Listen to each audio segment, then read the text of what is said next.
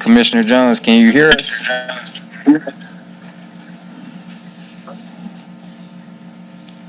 Yes, I can hear you. Can you hear me? Yes, we can hear you. All right, I'm going to go back on mute. All right.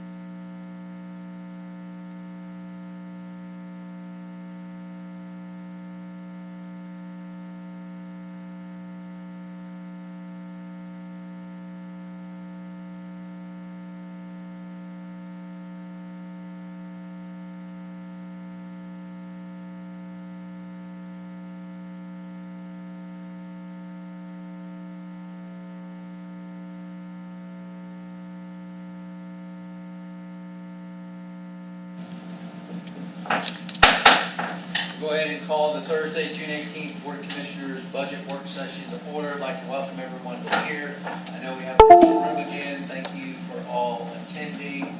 So just want to make sure we stay compliant to fire code or anything like that, but just, I know we have a lot of people in the room, so if you need to move around, please try to do it as quietly as you can to not disturb the meeting. But thank you all for being here.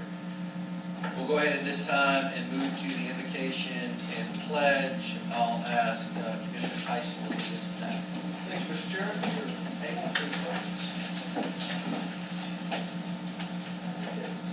Heavenly Father, we praise and thank you for this day. We thank you for the opportunity to come discuss the budget of the citizens of Cumberland County.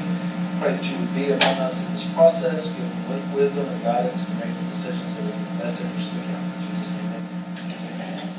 I pledge allegiance to the flag of the United States of America and to the republic for which it stands, one nation, under God, indivisible, with liberty and justice for all.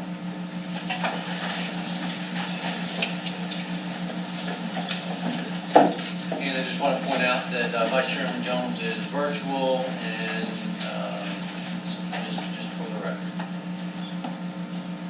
We'll go ahead and move to item 2, approval of the agenda. County Manager Greer, anything to add? Administrator, there's something to add to this. All right, board, for today, you can see the agenda in front of you. We're going to move through the general fund items we still have to do. We'll talk a little bit about parking lot issues, review those, and see if there's anything else we need to add. And then we'll talk about the fund balance. Excuse me, then we'll talk about the community funding, and then any additional items we can talk about parking lot, fund balance, and redundant capacity. We're going to try to move to about 5 o'clock today based on our schedule, so we'll see where we get to. I think it's after that, and we'll expect a little bit this time. Hearing no other, commissioners, any other adjustments to the agenda? Seeing none, I'll entertain a motion to approve the agenda. Commissioner Fairclough. I move this time for approval. Second. The motion to approve the agenda has been properly seconded. Any discussion on the motion? Seeing none, I'll ask for your vote. All in favor, raise your right hand. Vice Chairman Jones? And we'll move forward to item 3. I'm sorry, Madam Clerk, you want to call the vote? It's unanimous. We'll move to item 3, budget workshop session presentation. County Manager Greer. Yes, today we'll go through the general fund, community fund, and parking lot items, fund balance, and freed up capacity. Deborah Shaw, Assistant County Manager, Chief Budget Officer, Budget and Performance Officer, will start the presentation with the Department of Budget. Good afternoon, Chairman, Vice Chairwoman, and fellow commissioners. Good morning. They already. Oh, As you can see from the summary, nothing has changed or nothing has been updated from the PowerPoint. Our recommended budget was a little over $398 million, and that is down from $406.2 million of FY26. The general government other, again, nothing has been updated. If you have any questions, I'll be more than happy to answer those. I didn't receive any. Commissioners, any questions on the general government? Okay. Public safety, again, nothing has changed. I sent this out. If you have any questions, the recommended budget is 79.6 for the public safety compared to 82.7 million. Commissioners, any questions on the public safety? Can you fill back one? I'm sorry. Yes.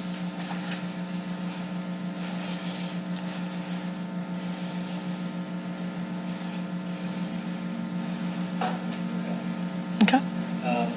So just on this, I know we have it in the parking lot, but Board of Elections is doing it. Is in the parking lot. So we've already got that in the parking lot. So is there any other issues on any of these lines that we need to move? The only thing I will say is on, just to be transparent, on the public information, the PIO,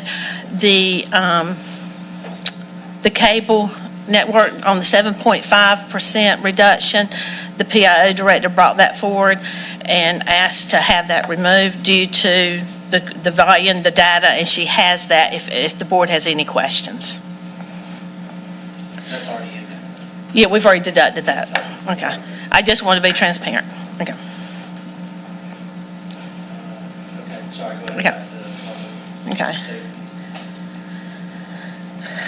Okay, on public safety, I will say in this org, we did have a request from the DA's office and the public defender's office asking each for one position. Due to no recurring dollars at that time, we did not move forward with it, but they did ask, and I do want to make that known. And those dollars are what? General fund, it's for an attorney to help move the cases What was faster. the dollar amount? I have that right here.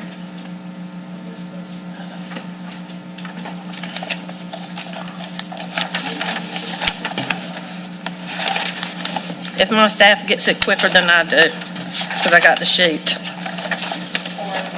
assistant district attorney, they asked for $113,298. And for the public defender, they requested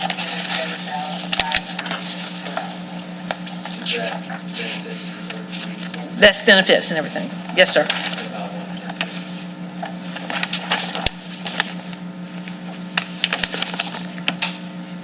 Okay. Board, I'm gonna move those, into the parking lot if you wanna have a discussion around those. Okay. Was there any other questions? I'm sorry, on public safety. Okay. Commissioners, questions on the public safety? Anyone? So, question from the chair, around the treatment courts, those are general fund dollars or grant dollars? Those are, in these, they're general fund with the match. Am I correct, staff? Because we've got some of them in the other funds, that's the grants. Some are grants with the match in this. Okay, and where is justice services? Justice Services is right here. Justice Services, and that's 1.5 compared to 1.6, and that does have some grant in there, yes, opioid.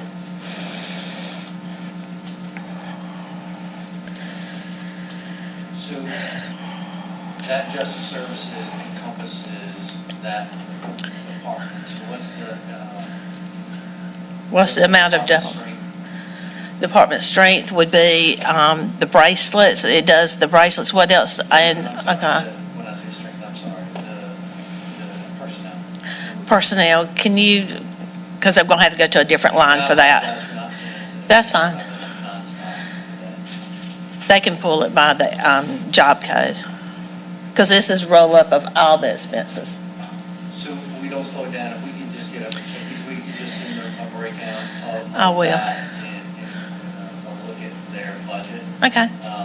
not just their personnel, but the other items associated. Yes, we'll be more than happy to. Okay. Any other questions on public safety? Okay. Commissioner Tyson. Thank you. So, as you know, I like to ask you questions about the audit while we do this. Oh, okay, well, we're going to have to get Robin involved, our chief financial officer I involved. think you might be able to. Okay, So on the justice services provision, okay. we saw the budget for FY '25. Mhm. Was $1,025,582. Okay. And our actual expenditure for that year was $764,298. Mhm. And the variance on that was $261,000. Okay. And so I guess my question is, if we're budgeted that much, Mhm. but we're spending that much less, Mhm. are we looking, what's kind of the justification for the recommended budget going up another $500,000? Okay. Can you provide a little bit of some insight on that? Yes, I do not have my computer in front of me. My staff,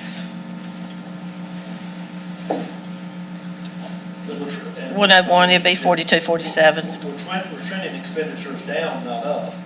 So- Yeah, but I think that has some other stuff in there. We're going, I think it's the opioids. Do you, It's the transfer of the OPM position that was granted by the public health department. So that increased that, because they grew the money. So, Mr. Chairman, so was that an ARPA previously funded position? no, no, It was not. no. Thank you, Mr. Chairman. And we will provide that breakdown of the whole entire org for you. Commissioners, other questions on public safety side? All right. Okay. Economic and physical development. Again, 6.95 is county manager recommended budget, adopted budget was 7.5. Again, this does have some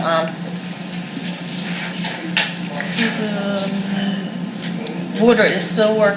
We did not we usually earmarked $100,000 in there. We did not do that this year as we're looking more of the regionalization. And so if that was needed, they would come back to the infrastructure committee and then route it that way. Commissioner Tyson, your recommendation. Thank you, Mr. Chairman. And I guess, kind of again, along that same trend of questioning that we had before, Okay? under the FY '25 audit, which is the most recent one we have, Yes? They might have, you know what, we're not going- 2.4 million was allocated in the '25 budget to the Soil Conservation District. Yes. 238,000 was expended. So there's a $2.1 million variance there. Can we get some reason? That was the stream debris, the stream debris grant. And so if it's not expended, it's going to be reappropriated, so it's not going to be in the adopted budget, it would have been in the revised budget, which it is. And then we I don't need we you to see accepted me. I think another I'm one on the this year. other end. And it's, I don't want you all to see me at the doctor's office. I need to be able to hear We'll it. come back Thank in you. and Hold on one second. Vice Chairman, we've got you now. If you can just mute Ms. Shaw's speaking and then finishing up a question, and then we'll come back to you for your question. We're sorry we couldn't see you. We're having a little bit of audio issues here.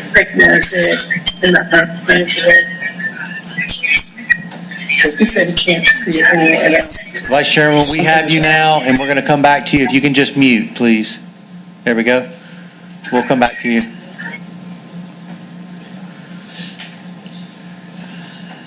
And so I understand, there may be some stream mitigation money or something like Right. that. But I guess, even if we go back to the '24, we're at 854,000. Can you, I'm just trying to understand. I know budgeting, you want to be conservative and you want to make sure you've got it to cover it, but that Right. seems like a pretty big coverage. That was expenses. Can you look up 10145? Is it 09 or 11? 10145 11. 09. Can you look that up and answer Commissioner Thompson's question?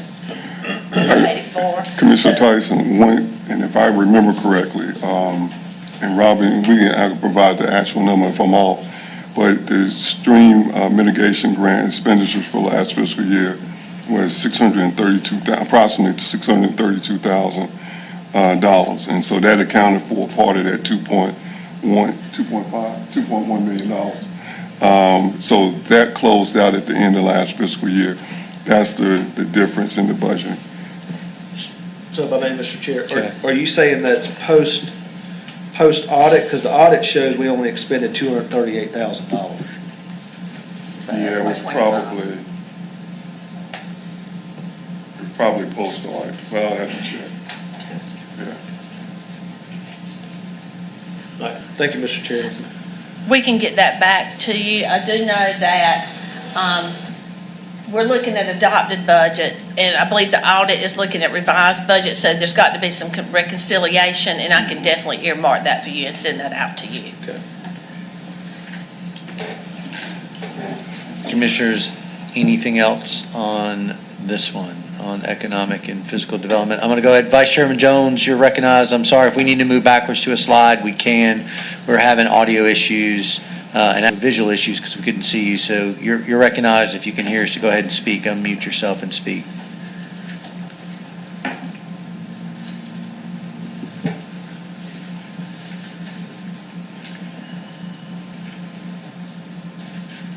Vice Chairman Jones? yes, I did have one question. Can you hear me? Yes, ma'am. Please go ahead. Sorry about that. We're having issues on our end for some reason. Please go ahead. Okay, I wanted to go back quickly. When you were talking about the justice, she was stating that they wanted to include an additional position. Is that not correct? On justice services, they had an additional, Services. they had a position that was funded with opioid fund settlement dollars that was moved over from the health department, so that was part of the increase. That is correct. Is that accurate, That Ms. is Shaw? correct. Okay, and so when you moved that up from the health department, was that included in the cuts that was agreed, of course, no doubt, by the health department for their jobs? No, Was that a ma'am. part of that Or that was completely separate? I just want to get clear on that. Was That that was separate allocations of fundings? That was completely separate. No, ma'am, it was not a cut from them. Okay. That's all I wanted to be clear on. Okay. Thank you. Thank you, You're Mr. welcome. Chairman. Thank you, Vice Chairwoman. And if we can't see you, just text me, and I've got my phone here in front of, if we keep having issues, but you can, we'll try to make this work. Okay, thank you. I can see you all, but Okay. I'm not where I can be seen but heard. That's, okay, Okay, I understand. thank you. Mhm. Anything else on economic and physical development? The economic incentives line is just a hold based on what we have out there as Yeah, matching. Until they're taken to the board, usually in closed session, and then y'all come out and tell me how much. And that's usually handled through legal. And Assistant County Manager Gaines, I believe. Is it economic incentives? Yes. All right, well, anything else on this one? If not, we can go ahead and move forward. Okay, next we have the Human Services. It was, the adopted budget was 130.3, and the recommended budget's 121.9. I do want to bring something to your attention. Critical positions, there was one for the Health Department that Assistant County Manager Skeens brought to my attention, but there's, that they need back, but it does not require any general fund dollars because they have found federal funds to be able to offset the revenue. So I appreciate that. And so we don't get into it here because I know we're going to go back on the critical positions where we talked about Right. DSS when we move to the parking lot and have Right. those kind of discussions on where we are. Yes. Any other, Commissioner Tyson, you recognize? Yeah, I got one question, and it may be the next slide, so if it Okay. is, just tell me. Okay. But under the health specific category, there's, under the opioid line item, comprehensive opioid abuse, I think is what it's called. The $570,000 that was allocated, and again, I've got the audit from Audit, 25. yeah. I know that would have been pre-settlement, right? Those were not settlement dollars necessarily. That's dealing with audit, and I'm not sure how they're coming in because it's two separate. But of course, if we had an expenditure coming into the budget for that, we would be able to potentially use some of the settlement funds for Right. some of those services. Yes, that is correct. Okay, that was my big question. Okay. Thank you, Mr. Chair. Anything else on human services? Mr. Chairman, I do have a question You're recognized. since we're on human services. You're recognized, Vice Chairman. Thank you. When it comes to human services, I don't want to overstep here or get too far ahead. Did we ever come to a conclusion, or will that be discussed later in the budget? Did we come to a conclusion in regards to our county manager and Director Jackson when it came to the amount of what was going to be cut? I know we were discussing at one time 102, then went down to 61. Did that ever get resolved? And if so, I don't want to get too far ahead. Will that be discussed today? Yes, ma'am, that's the goal. We have that in the parking lot item for funding that we need to discuss so that we can come to an agreement on the positions. And I think the staff has provided us some data and has additional discussion points on it today.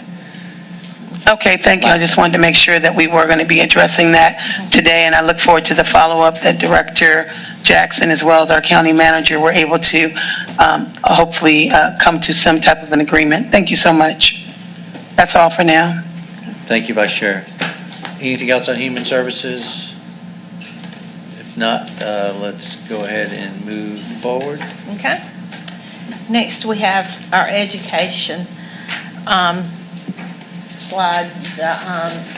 We went in and allocated 2% of what the adopted budget was, which is outside the actuals, because we fully fund. And that's how we arrived at $105.8 million And with FTCC, we used the same, since it was 2% for the schools, we did 2% and got the 16,575. That's for the current expense, not capital, for either one of those. Board questions on this one? So this is the operational expenses for the schools, and then FTCC's operational, and then other education, which there's not anything for this one. Questions or comments on this one?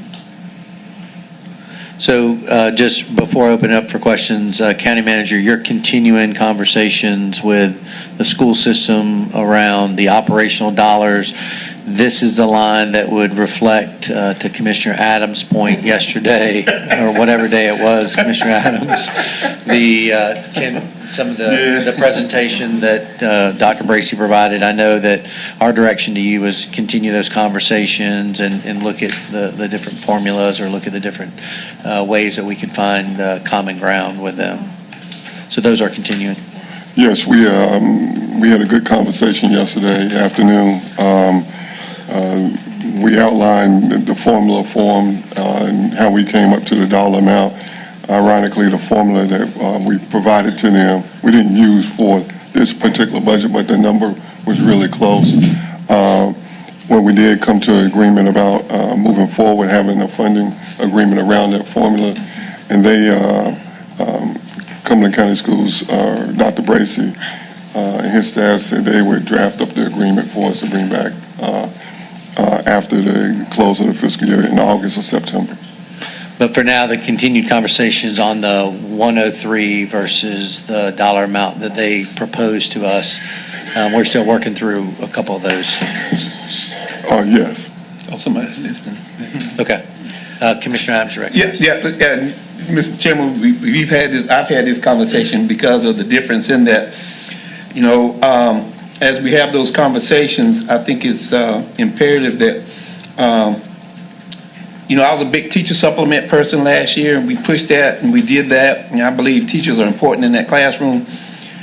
But as we had that discussion, 10% on principals and assistant principals just doesn't factor into my comprehension on that. You can't go from 0 to 100 in 1 year. Even if you're going to do something, you start off and try to get to a point, a goal, but you can't get to that goal all in one time. So I guess we're having those conversations. That's the issue with me in terms of any kind of 10 to 15% increase in that. Thank you, Mr. Chairman. Thank you, Commissioner Adams, and I think that's still those, based on our direction, that's the conversations that are continuing to go on. But yes, I think we all agree that you can do that in a tiered method. There's a lot of different ways, especially as we're looking at, the COLAs with our employees as well. And just to make sure that that we understand, I understand, we don't control it once we give it to them. But I think it's important that once we kind of put that forth on the table, because there's always another round of funding. So if you're not listening to what's being said this particular year, there's always another year. Thank you, Commissioner Adams, and you're exactly right. And I think that's why those discussions are continuing to go on. And I think one thing that we saw in the presentation is, the school board and the school system, what they asked us for last year and what we funded them, they did that, and we saw movement with our teachers and the recruitment. So I think that's, that speaks to the partnerships that we have. We just working on a different set of numbers this year and just have to be, and I know our team's still working through that. And I've had a brief conversation with the board chair and think, they'll continue to look at that on their side with their staff. Yeah, I thank you for that. But if you don't put it on the table and say it out loud, they'll say we didn't know that that's what you were thinking. So I appreciate you putting it on the table, Commissioner Adams.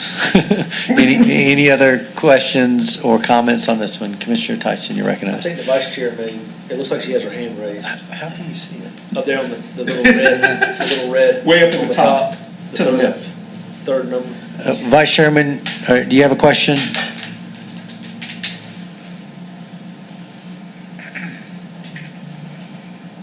Okay, maybe it was from a previous one. Thank you, Mr. Chairman. Any other questions on this? The only Only question I would have is FTCC, so the request we had was 17.7, 17.2, 17.17 million.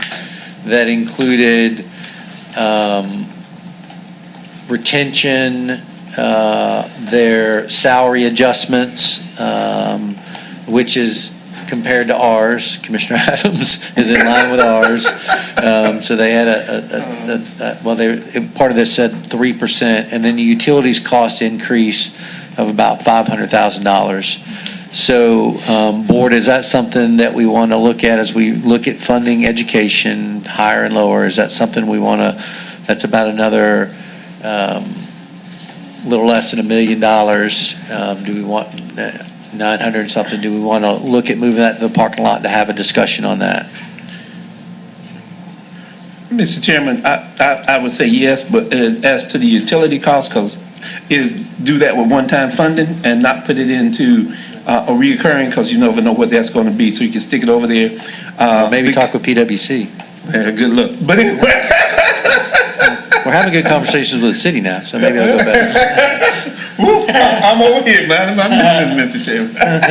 But no, I think that that happened last year, but it's a one-time funding on that utility and not in that recurring. But put it in the parking lot and we can talk about that. But I think that's where. Thank you, Commissioner Adams. They're going to need that. Yeah, agree, and I think that's a good way to look at that, because utility is changes. So we'll move that over to the parking lot. So that's the difference of that dollar amount. So 16,250 to 17.17 or 168. Yeah. Anything else on this one? That's all. Yeah, that's all. Go ahead. Just one time. No, so that would be, we would, I think to Commissioner Adams' point, Commissioner Patel, it would be a blend of general fund dollars, but also the breakout that they gave us said the utility cost increase, we could fund that with one-time money, because utility costs could fluctuate year to year, and then address it as a recurring next year. Just to clarify, Mr. Chairman, so that the retention bonuses will be ongoing, or are they one time? So staff and, good question. Security and staffing and retention, including hiring and retaining campus security. So this is a compensation increase of about $400,000. So you could turn that into a part bonus pool if you wanted to. I think we could do the same thing with the utility. We could get creative, but I think that's part of what we need to figure out in the parking lot. Thank you, Mr. Chairman. Yeah, I would like to look at it sometime. Yep.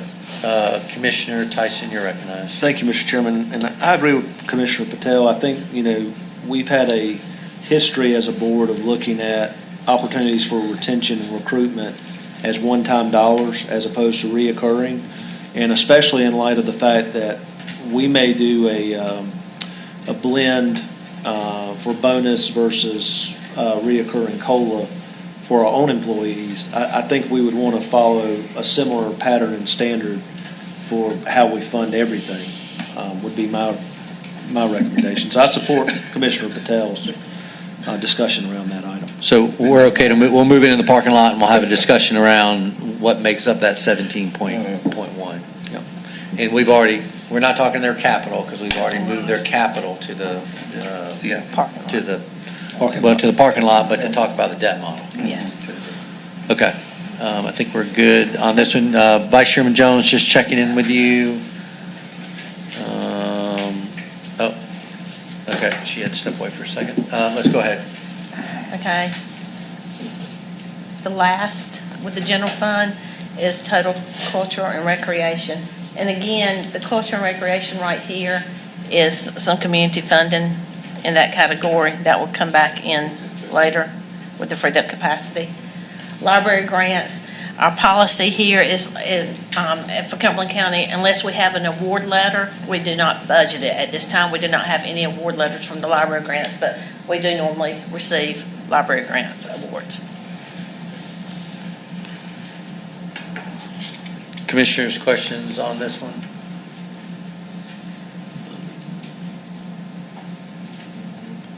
All right, we'll go ahead and move forward. Ms. Jones, Vice Chairman Jones, you're recognized. Yes, because I had to step away and I just came back. Can she break down some for me for this culture recreations? Yes, the cultural recreation other, that was some community funding that's not been, that has been housed there before, but because of limited recurring dollars this year, we've asked the board to use the freed up capacity, so that's the reason why nothing is budgeted there. Okay, thank you. That was my question. I wanted to know. I didn't see any recommended, so you explained the purpose and reason for that. Thank you so much. I appreciate it. Thank you, Vice Chairwoman Jones. Anything else on culture and recreation? All right. All right, do we want to, we talked about talking some parking lot issues before we talked about community funding. Is community funding the next item? Commissioner Tyson, you recognize. One question on culture and recreation, Mr. Okay. Chair, sorry about that. Okay. One question I have, in the current culture and recreation fund, do we have a fund balance No. in that fund? No, sir. Okay, No, sir. thank you, Mr. Chair. All right.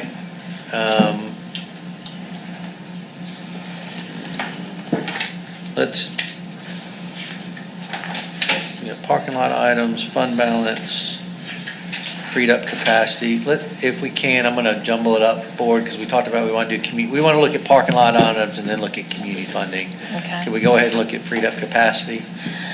Okay, that'd be Mr. Tyvalt.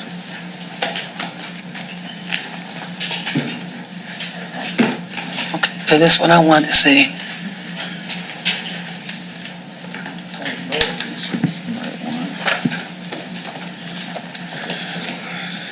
So my ARP money we had left over. Vice Chairman, you're not muted. Oh, I'm sorry. Just looking out for you, ma'am. Well, good afternoon, Mr. Chairman and Commissioners. So I'm going to try to move through this expeditiously. So I'm going to provide an overview and a brief history of what we have been referring to as freed up capacity. I think it's important for context to talk about it in relation to the full American Rescue Plan Act, state and local fiscal recovery funds as a whole. Cumberland County received $65,168,690 in American Rescue Plan funds in two tranches starting back in 2021. At that time, the funds were deposited and accounted for in the general fund and were later transferred into Grant Project Budget Ordinance B220015, a multi-year fund for formal tracking and reporting. These funds have a defined life cycle. The county was required to obligate the funds by December 31st, 2024, and all federal funds must be fully expended by December 31st, 2026. When we refer to an obligation, we are talking about a documented legal commitment, such as a contract, purchase order, or binding commitment. Generally, funds cannot be moved after the obligation deadline, except in very limited circumstances. But the most important thing is Cumberland County did meet the December 31st, 2024 obligation deadline, and we did not have to remit any ARPA funds back to U.S. Treasury. What you see on the screen is a summary of the major projects approved by the board for the administration of ARPA funds. Mr. Vaught, before you continue, I don't mean to cut you off. Is this deck uploaded into our agenda? It should be. Okay. Not to the agenda. Oh, you mean like separately? I'm not sure. It's That's on a, the 611 deck. Okay. 611. 611. I got it on. Is it an older version? The special meeting on that left. Okay. It's not a vote. Okay. You just double check this. This is like the 12th version too, so. Okay. Hold on one second. Yeah, I have it as June 11, the budget work session presentation. Oh, in the budget workshop. Okay, gotcha. Oh, yeah. So Sorry. if you are looking at an older date, I've revised it since then, because I wanted to try to keep this as up-to-date as I can. So is it uploaded on the agenda? It is not. Okay. All right. Good. Go ahead. Okay. So what you see on your screen here is the major projects approved by the board for the administration of ARPA funds. The projects highlighted in green have been completed, and the projects shown here in white are still being administered. So the first major funding category I want to discuss is under American Rescue Plan Final Rule Expenditure Category 3.2, Public Sector Workforce Rehiring Public Sector Staff, which is circled in red. There is currently $38,841,926 budgeted to that project. And I want to spend a few moments here because this category has been a tremendous lifeline for Cumberland County.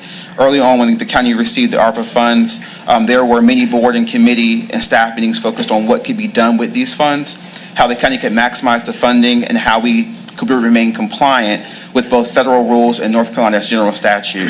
In many cases, with ARPA, North Carolina general statute was more restrictive than the federal ARPA guidelines and rules. So initially, the county's grant project ordinance was heavily focused on capital expenditures, but as the federal rules evolved and unwinded, the county and the other counties and municipalities across the state began to work through their own capital infrastructure needs.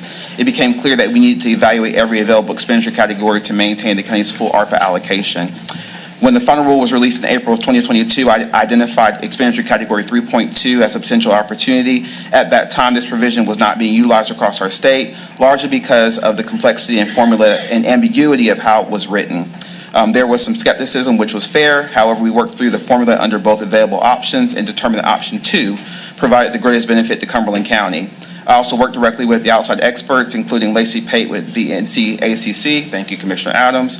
Kara Malanzi with the UNC School of Government, and Aaron Hurley with NACO. To assist other counties and municipalities, Kara Lacey and I also hosted trainings co-sponsored by NCACC and the School of Government, where I walked through other counties and municipalities through how to apply the provision using options 1 and 2. I say all that because I want to make clear that this was a very researched, reviewed strategy that allowed our county to fully make use of our ARPA allocation. Under the final rule, this provision allows local governments to restore and support public sector employment. Eligible uses included rehiring staff, avoiding layoffs, providing worker retention support, and paying for payroll and covered benefits for eligible positions.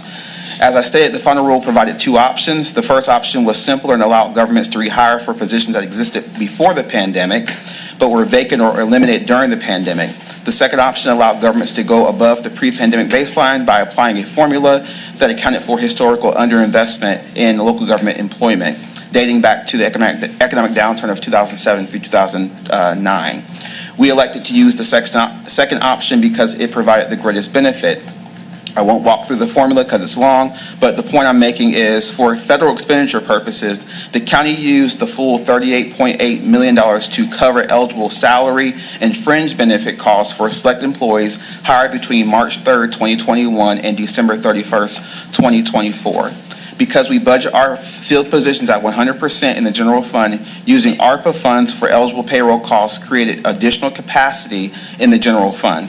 In other words, ARPA paid eligible payroll costs that the county otherwise would have paid locally. That freed up general fund capacity was allocated to other projects. So this is also not a one-time calculation. For every pay period since April 2021, I've identified eligible staff, captured the actual salary and benefit expenditures, and reconciled those costs. I also monitor new positions and abolish positions over a 5-year period because that directly affects the number of employees we can claim under the formula at any given time. As of this report, which is, I did this through June 16th this year, 6 projects have been fully completed using freed up capacity: Community Paramedics Program, AED Program, Fayetteville State Hub, the Homeless Prevention and Stabilization Voucher Program, the Robbins Meadows Security Fence, and the Public Utilities Transponder Project. These completed projects total $1,050,294. The next category on the screen includes projects that are currently ongoing and have actual expenditures or encumbrances. These projects have a total historical allocation of $22,149,045. And I say historical because, like, if you look at the revised budget for 2026, you won't see this. What I'm doing is I'm connecting this to the full 38.8 expenditures so you can see where all the funds went to, basically. So of that amount, $12,152,701 has been expended or encumbered, leaving a remaining balance of $9,990,000 $6,344 that's ongoing. And I do want to note that, like I said, this allocation is the full allocation from the life of the free capacity. The next list includes project funds that have been allocated, but where there have not yet been documented expenditures. These projects total $14,149,419. The county attorney and I worked with Cape Fear Valley to bring forth a contract and scope of work for funding for medical school students in the amount of $1 million. This agreement was approved at the June 15th, 2026 meeting. One major item in this category is also the Robbins Meadow Phoenix Place development. The board voted at the April 13th, 2026 regular meeting to create capital project budget ordinance B260878, which will serve as the funding mechanism for that development. And budget ordinance amendment B260444, approved on June 15th, 2026, allocated $494,208 for the Unhoused Support Center provider pre-opening contract. This amendment uses available and unencumbered funding from existing projects to support that contract. Do you want me to take? We're going to go take questions. Sure. Once you get to a Keep pause. going? No. Well, I'll pause. I'm done with the slide. Let you take a breath. Commissioners, questions on the items that have been covered so far, freed up capacity? Commissioner Tyson, I'll go to Commissioner Fairclough. Thank you, Mr. Chairman.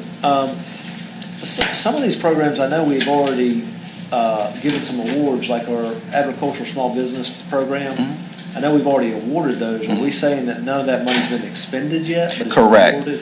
So what I'm documenting here is actuals and encumbrances. And so the board, you're correct, the board did approve those 17 applications, $850,000. Those are not encumbrances in the system yet because we have not keyed POs. They will be done in FY27, but we've documented there will be an expenditure there, just there have not been expenditures yet.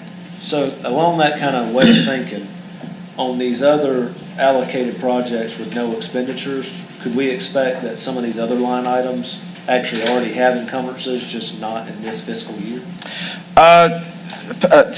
Potentially, like I'm looking here, I also notice, like a good example is the Unhoused Support Center provider contract. That's a contract that's being looked at by the board right now, and there's already a 1 year encumbrance attached to that, so that would show up. I think it's $274,000.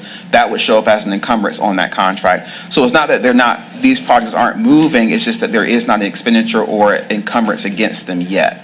They all don't really fall into the same category, but I was just trying to sort them in a way where you could see what had been expended and what had not yet been expended. So, Mr. Chairman, if we could get under these projects, if there's not a planned expenditure, if we could get that breakout, so understanding that we've got the project allocated, but if there's not a planned expenditure already been approved by the board pending, working its way through the system, I think that would help us in understanding, no pun intended, if we had some capacity here or not, Mr. Chairman. So, Mr. Vaught, do you understand what I do. we're asking? Yes, sir. Commissioners, other questions at this point? Commissioner Fairclough, you recognize. I'm not trying to test your knowledge, but I want to kind of compare it to mine. There's a. Did I say something funny? What I'm going to say is though, the classical definition of encumbered when it comes to government is a purchase order has been issued. Okay, are we working under that definition, or the definition out in the world that is an obligation is? Yes, sir. So you're right. So for the purpose of encumbrance, when we refer to encumbrance here, is your definition. When I mention obligation, I'm specifically talking to how U.S. Treasury defines an obligation for ARPA purposes. Okay, but for expended / encumbered, it's either already spent, period. I mean, the check's been issued for. Yes, sir. Or something. And for encumbered, a purchase order. There's a purchase order. Okay, Correct. so I want to clear that up. Yes, sir. You're correct.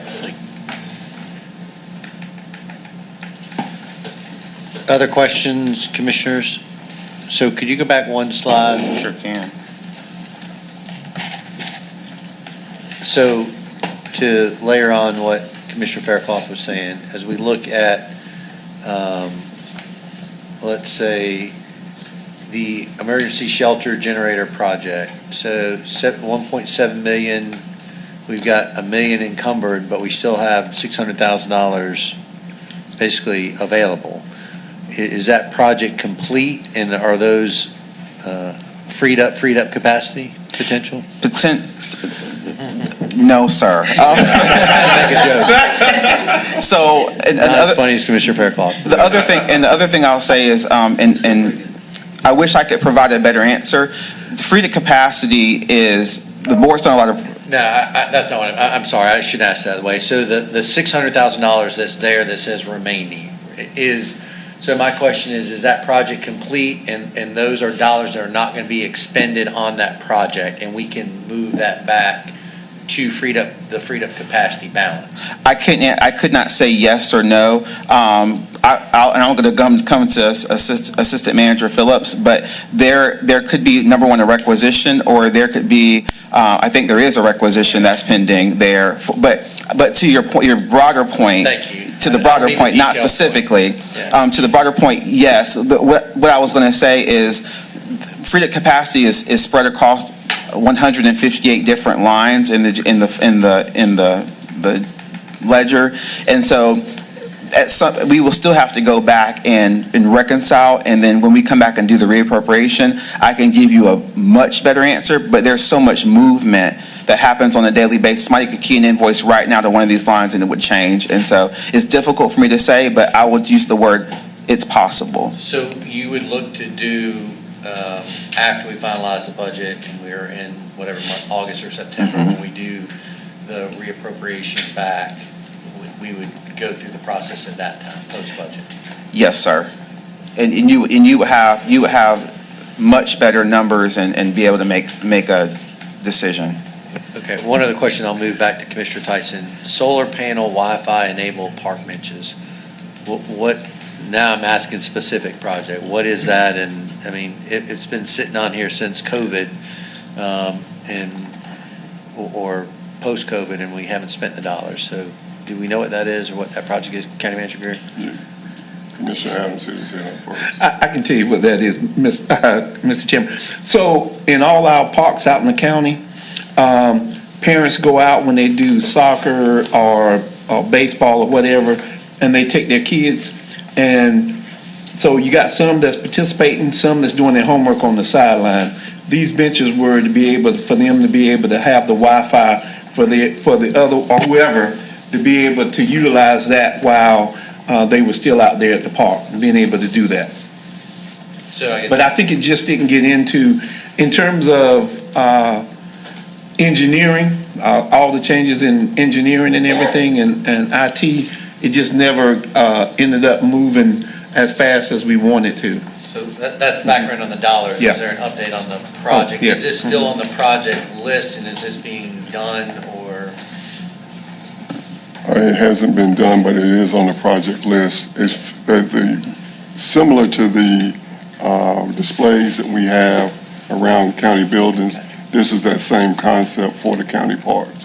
Because again, when we get out to county parks, you also got to think about the emergency service need that you may possibly have out there, depending on if you have some type of incident out there. So that was part of the thought too. And I don't mean to go in the weeds on this. It's been sitting here for a while. Where's the Wi-Fi? It's Wi-Fi capable, but where's it enabled? But where's the Wi-Fi coming from? It would come from it would be like 5G Wi-Fi. It'd be solar panel. It'd be solar powered. Are we providing the Wi-Fi too, or just the Wi-Fi enabled bench? It's a Wi-Fi enabled bench. But the Wi-Fi's got to come. It would come from part of our service, but we have a pretty good Wi-Fi deal. Okay, I'll stop. Okay, thank you. Any other questions on where we are in freed up capacity? Commissioner Patel, you recognize. Thank you, Mr. Chairman. And I think what the questioning is around, and I think I think you understand. What I'd like to know is, some of these projects have already started, some are planned, But if there's anything that's planned 2-3 years out and could be potentially, we could re-optimize the dollars somewhere else, I'd like to see what that kind of change would look like with the projects in progress. Absolutely. I'll just mention, again, on this particular side, I'm looking, these projects are projects that are currently ongoing, so there's active work expenditures going on.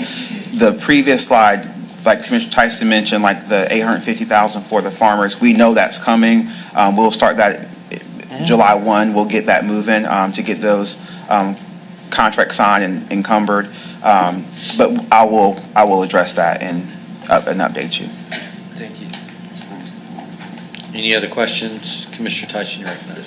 Thank you, Mr. Chairman. Kind of a follow-up to the chairman and Commissioner Patel's kind of line of questioning previously. You know, I think understanding these are projects the board authorized. The board's already authorized expenditures, encumbrances, obligations, whatever you want to call them. But knowing that the project's not done, but we should still have a pretty good idea where we're going to land on some of these. Because we've got a lot of already bids in hand, so I think understanding, to Commissioner Patel's point, if there is going to be some remaining leftover dollars that we're anticipating, to have some sort of guidance on that, I think would be really helpful, both on the ones that are in progress, but then also understanding, going back previously to the projects that haven't been expended, even some of those, we know that there may be some remaining dollars that we're anticipating not to get back. I think that would really help us and to kind of understand really where we are now with this program. And what I'll say is, I would provide a projection. I would just say that it will be a projection, and for that to be a concrete number, it will happen after the close of the fiscal year, and we'll be able to, give hard numbers, but anything I give you now will be a projection. And then, Mr. Chairman, as a follow-up, and I know this is something we had previously kind of tossed in the parking lot, but I didn't see it on the agenda for today. Positions that were authorized through ARPA programs, both in the program administration plus in funding those positions, the status of those, and understanding the amount of those, and then, are we converting those positions into general fund positions in the manager's recommended budget? Because I'd really like to know that too, Mr. Chair. This is Manager Shaw or County Manager. It's not in the recommended budget because we're still having to December 31st to actually spend the money. We are looking at evaluating and making an early determination. That's what we do. But those positions are already funded in here. We have to December 31st. Probably, I would say, late September, early October, we'll be bringing something back about that. So I think, Mr. Chair, if we could at least know number of positions, if any, that are specifically associated with any projects, both expended and not. I'm hearing the county manager say he didn't recommend any positions that started as ARPA positions to convert over to general fund positions, is what I'm hearing him say, but I don't want to put words in his mouth. But what I would suggest is I wouldn't want to make a change and it affect a position inadvertently and not know that. So, Commissioner Tyson, as far as the freed capacity is concerned, so you have 3 programs that have staff in freed capacity, and that's the Open Education Program, that's the Justice Start Program, that's the COC program, as far as it's concerning freed capacity. On the ARPA side, that's the federal side, I have 2 staff members who work on that side. But in regards to keeping germane to this conversation, those 3 programs do house staff. Gotcha. Okay. That's what I was. Thank you, Mr. Chair.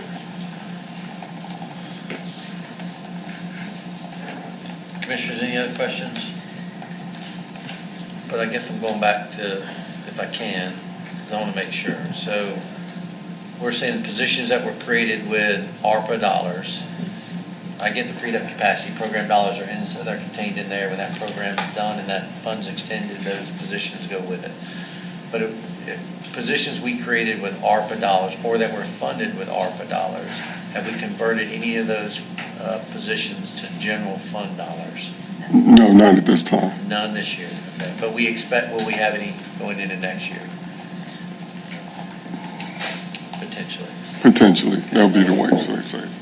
It would be mid-year because the program ends December 26th. Okay.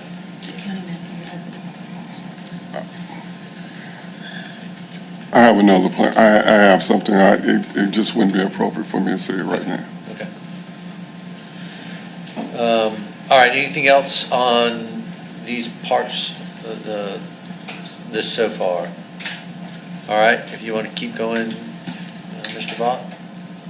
Okay, I think I was here. You're almost done. So I'm getting there. Trying to talk fast. fine. So at the May 4th, 2026 budget work session, the board reached consensus to set aside $1.4 million for fiscal year 2027 community funding request.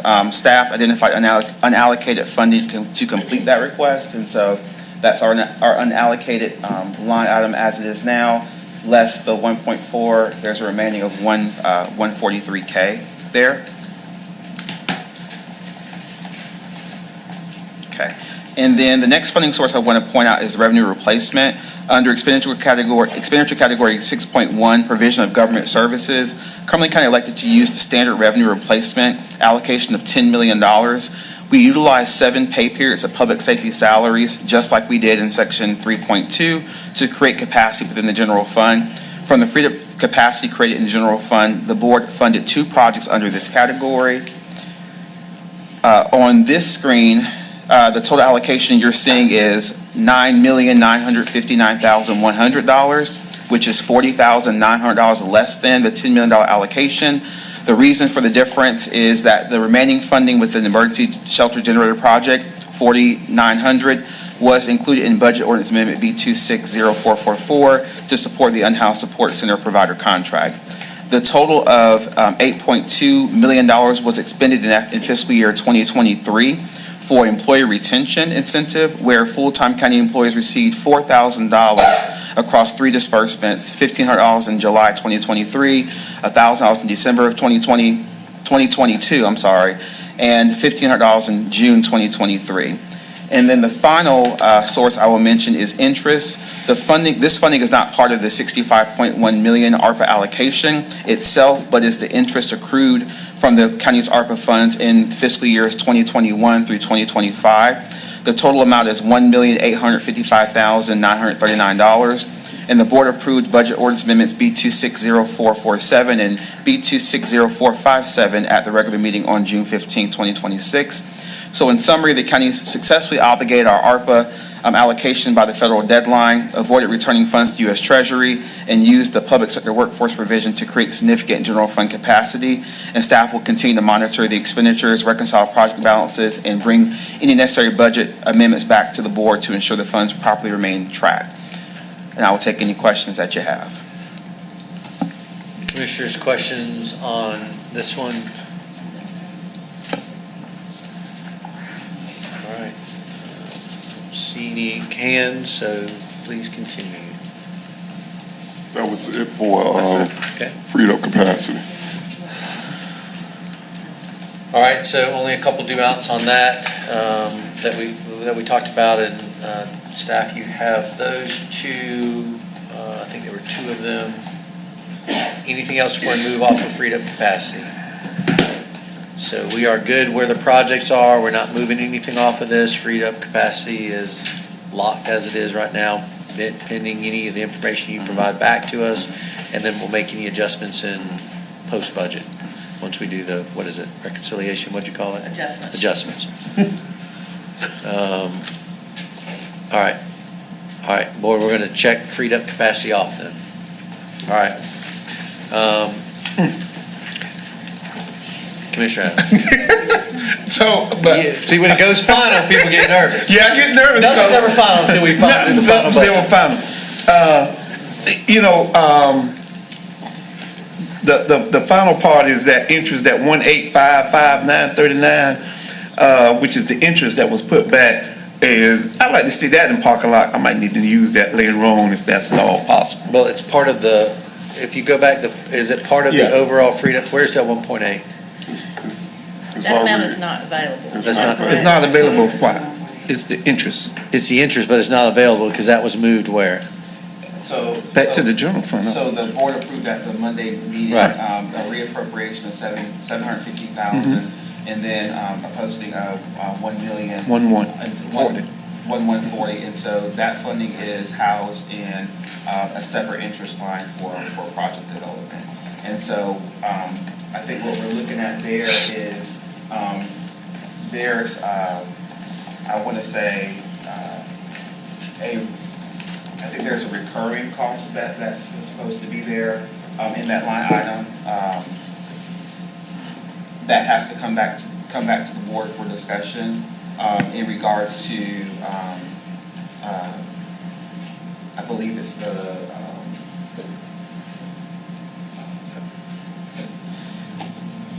Okay. He can think about, I mean, he can bring it back, Mr. Chairman. But the question is, I think the question you have, Commissioner, is that 1.8 million that was? Obligated, I guess. Yeah, is it obligated, or is that available for this board to use in parking lot items? Chairman, Yes. we'd like to bring that back on Monday. Okay. And that's Well, fine. Mr. Chairman. then we are yellow in freed up capacity. Yeah, there you go. We're The not yellow fine light. on freed up capacity, so we've got a due amount on the $1.8 million from the interest off of ARP dollars. And since nobody else wanted it, Mr. Chairman, that's probably mine right there. You gotta claim it. We're going to build a. Thank you. And Tyson, Mr. Chairman, the other information, Yes. Yeah. so there may be some further discussion once we get that information. Correct. And so the 2 points we wanted to see back is the project list of what's been encumbered, what's left, and what was the second one? So the money that has been allocated, Right. but is working its way through the system, the expenditure of the board's already approved, but just hasn't made its way to the PO The level. project's no expenditures. Yes. That's the only list, so there's only one, because we answered the questions on the ARPA, on the positions. We answered the questions on the positions, but he's going to give it to us on the ongoing programs, his estimate as well. Correct. On where that final expenditure. Okay. So He two believes- items in back on Monday, so we're not clear on freed up capacity, the 1.8 million and then the project list. I'm going to recognize the sheriff. I'll tell him who's with there's a us. chair right there. We've got a couple chairs if you want to sit. Okay. Keep an eye on me. All right, anything else on freed up capacity? All right, we can move to fund balance and try to get that out of the way, and then move backwards to parking lot and then community support, and we can determine which route we want to go first. I don't think we can move through some of the parking lot items, but we're not going to be able to move through them all because we don't have all the information, so. These are the one-time items that we used for fund balance. Nothing has changed from the slides that were uploaded, so I will entertain any questions. There's 2 pages, and we appropriated $3.2 million of one-time funding.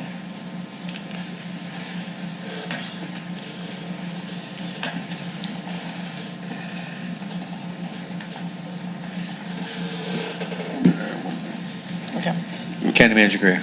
Yes, Chairman, thank you. A lot of these items are one-time items that are end of life, and that's why they're on here. They're They're in a critical systems that are end of life. okay. End of life. End of life, okay, gotcha.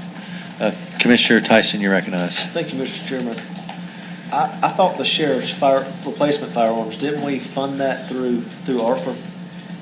This was the Glock for the $7,000, and this was for the training. I think those are the training weapons that Please go, yeah, thank you, Sheriff. we have training weapons right now that mimic the ones we carry. And so we had to make sure we had training weapons to mimic the new weapons as well. So that's to buy training weapons for our guys when we're doing in-service training. Then we're not wasting ammo. We use these weapons as a training device. That way we're shooting the wax bullets instead of Gotcha. Okay, thank you. That answered my question. Thank you, Mr. Chairman. Yes, sir. Any other questions on fund balance? Go Okay. back one, please.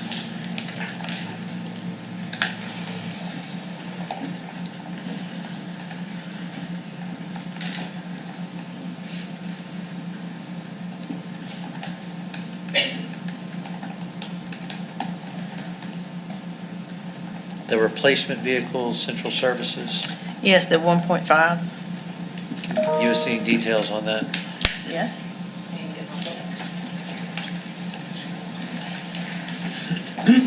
Was it that central, that's central service, central maintenance? That's not shared. Okay, we have detention center, we've got a one Ford 350, we've got one internal services, the F-150. Sheriff's office vehicles, we have 15, and that was a total of 17 vehicles at 1.5 million. All just through central maintenance? 'cause they- Yes, that's where Okay. all what- of that's housed. That's what was Yeah. throwing me, okay. All right, Commissioners, anything else on fund balance? All right.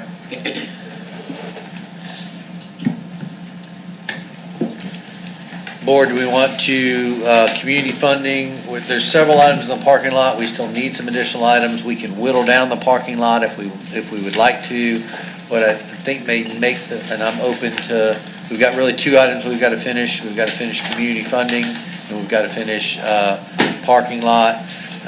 Parking lot includes things like COLA, the positions we're talking about, the vacated, unfunded positions in the departments.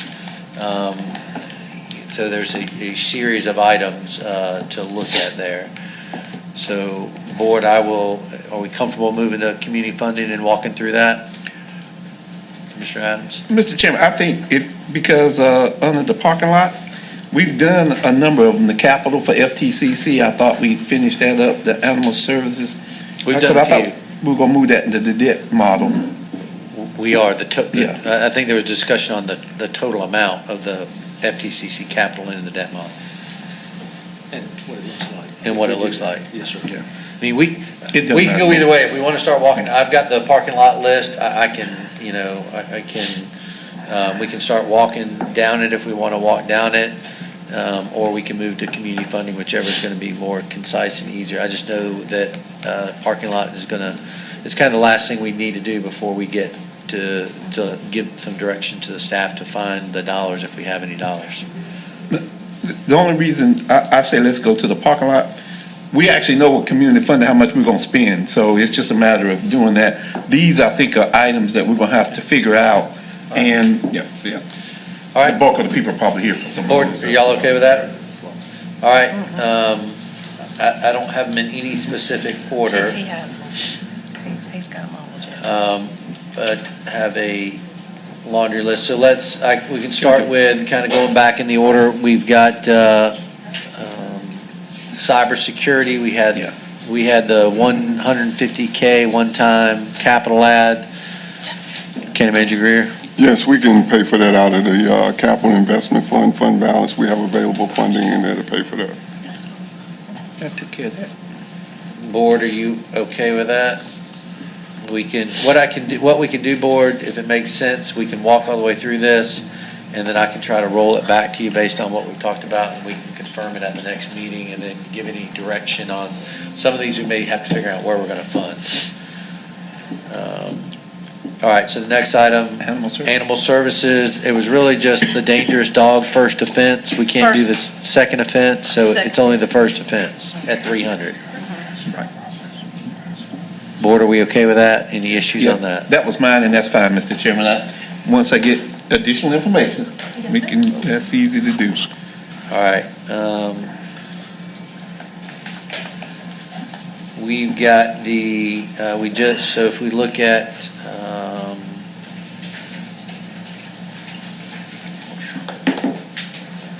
can look at the FTCC capital and the operational, if we want to just tackle FTCC together. So the questions on the FTCC capital were around, let me go back to it. into the debt model. So do you have what do we have? I do not have the debt model, Rob, and you have. Well, I think the question's around the overall FTCC capital, what we put in there versus what was requested, or what we wanted, their full, I believe, Commissioner Adams, you recognize what I'm trying to pull something. I think what we did, Mr. Chairman, was that we were going to fund that whole item because we were waiting on the General Assembly. They may not come, and that way we could spread it out over all those years. If it comes, we can move it back. I think that was where Commissioner Tyson was talking about, just putting that whole amount in there in the debt model. But if it does come from the state, then, we can adjust. I think the only issue in the debt model that we didn't cover was the deferred maintenance. So they had a total cost of deferred maintenance, and we were looking at putting a dollar amount per year versus we had a lower amount. I think that was, we covered the building piece of it, but there was a deferred maintenance. I'm trying to see. I don't remember the deferred maintenance. Deferred maintenance I have is $5,175,000, page 62. I've got $42 million for a new building, the Cumberland Hall replacement building, $5,175,000 for deferred maintenance and program relocation, $500,000 for the Hope Opportunity Prosperity through Education Initiative, and $54 million for a public-private partnership. That was on the sheet when we went over there for lunch that day. So what's the total deferred maintenance? Deferred maintenance I have is $5,175,000. $5,175,000. Let me look in there. Okay, that is $5 million. $5 million, yeah. $5 million. It's a couple $100,000.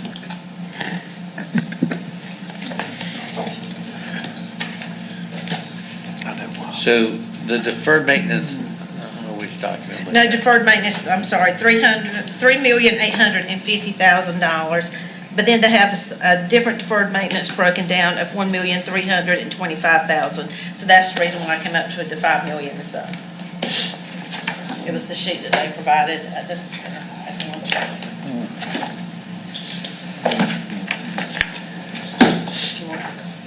So, and maybe we can, again, move this to the Monday parking lot discussion. So could we go back to FTCC and ask them for their deferred maintenance? Because after that meeting, like, the way they broke that down, they've got the projected wellness center that they wanted to have, but they didn't capture all their deferred maintenance in there. So looking at their total deferred maintenance over the next 4 or 5 years, so because they're going to have things like the Cumberland Hall replacement build, which is what Commissioner Adams is talking about, but that can be spread over a couple years, or depending on how that's done. So if they build a new building, there won't be deferred maintenance there. And then you got the Horse Sick building, you've got the Cumberland Hall building, you've got Continuing Ed, Spring Lake. They've got some additional buildings in the deferred maintenance. I don't think we have a total picture of their deferred maintenance. So if we could maybe ask FTCC for their total deferred maintenance picture. And I think what they're doing with their deferred maintenance, and I don't want to speak for them, and we just need to get you updated, is they're taking, if they get that new money for the new building, that would come out of the deferred maintenance, but they're having to say, we've got to fix the building we've got right now. Okay. So if we can maybe get that total deferred maintenance picture from FTCC, and then we can look at how because I think they can break it out by this is how much we can do each year, like the school board did for us, and then we can look at how we factor that in. Okay. And that may adjust it. Commissioner Tyson, I'll go to Commissioner Adams. Thank you, Mr. Chairman. Yeah, that was going to be what I was going to suggest, and I believe in talking with Dr. Schroels over there, they needed it over a 3-year period so we could spread it out, Mr. Chair, if I remember right. Yeah. But we can certainly confirm that. Okay.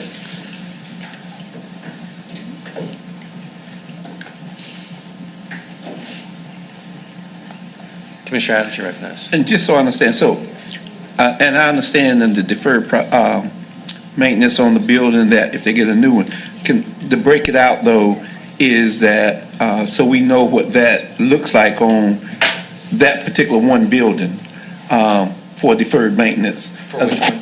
For the one that may be replaced. Gotcha. So if they break that out, that kind of gives us an idea of what we're looking at. Okay. If that makes sense.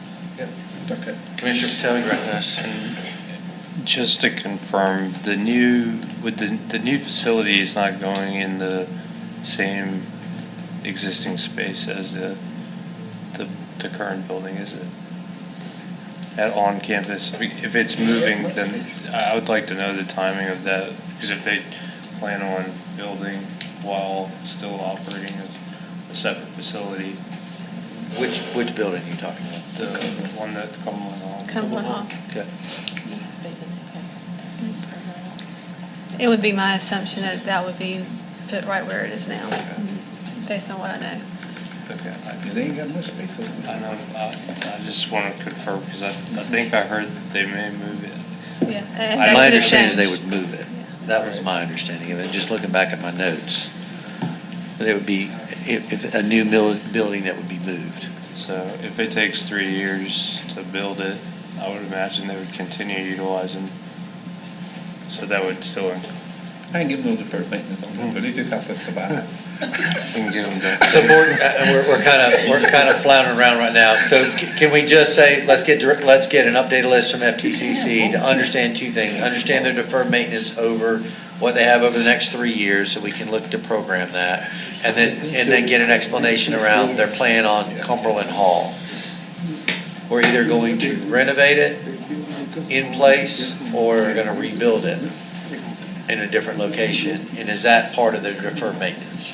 I believe it is. Okay. Commissioner Tyson. And Mr. Chairman, if they're asking for that funding to be over, included in the debt model, the time period in which they would need that funding available as well. Yeah, I think that's, so the deferred maintenance over the next 3 to 5 years that they need. And the capital. Correct. Yeah, okay. We've got the capital number.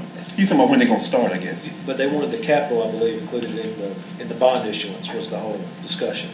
Okay. So we wanted to see kind of how that programs out too. And if it aligns with the tranches that we've already worked through with our school system or Gotcha. not. We got to do separate issuances for that. And so I think the intent is we're looking at FTCC, they have, just like the school system, they have a deferred maintenance need and they have a capital need. So we want to make sure we understand the pure capital need and not make sure that the Cumberland Hall is not in both buckets, in the deferred and in the new. And then, just like we asked for the school system, when do they need it?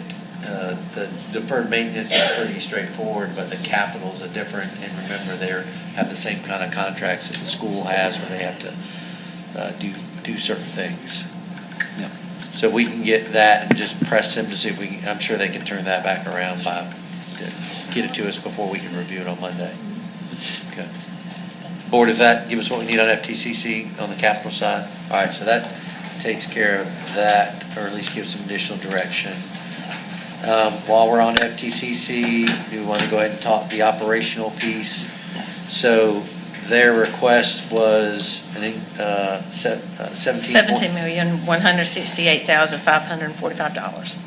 And you had budgeted, $16,575,000.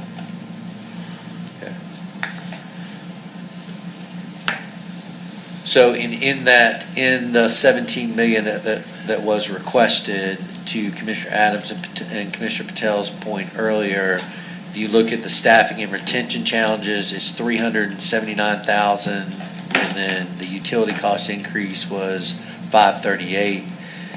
Is it the board's to look at that, to use as one-time funding for those two, and then the additional funding request would be general fund? So that would be, Commissioner Patel, you recognize? That would be my preference, Mr. Chair. So we're going to fund them at the 17.17 asked. We're going to, but a piece of that is going to be one-time funding of the staffing and retention and the utility cost.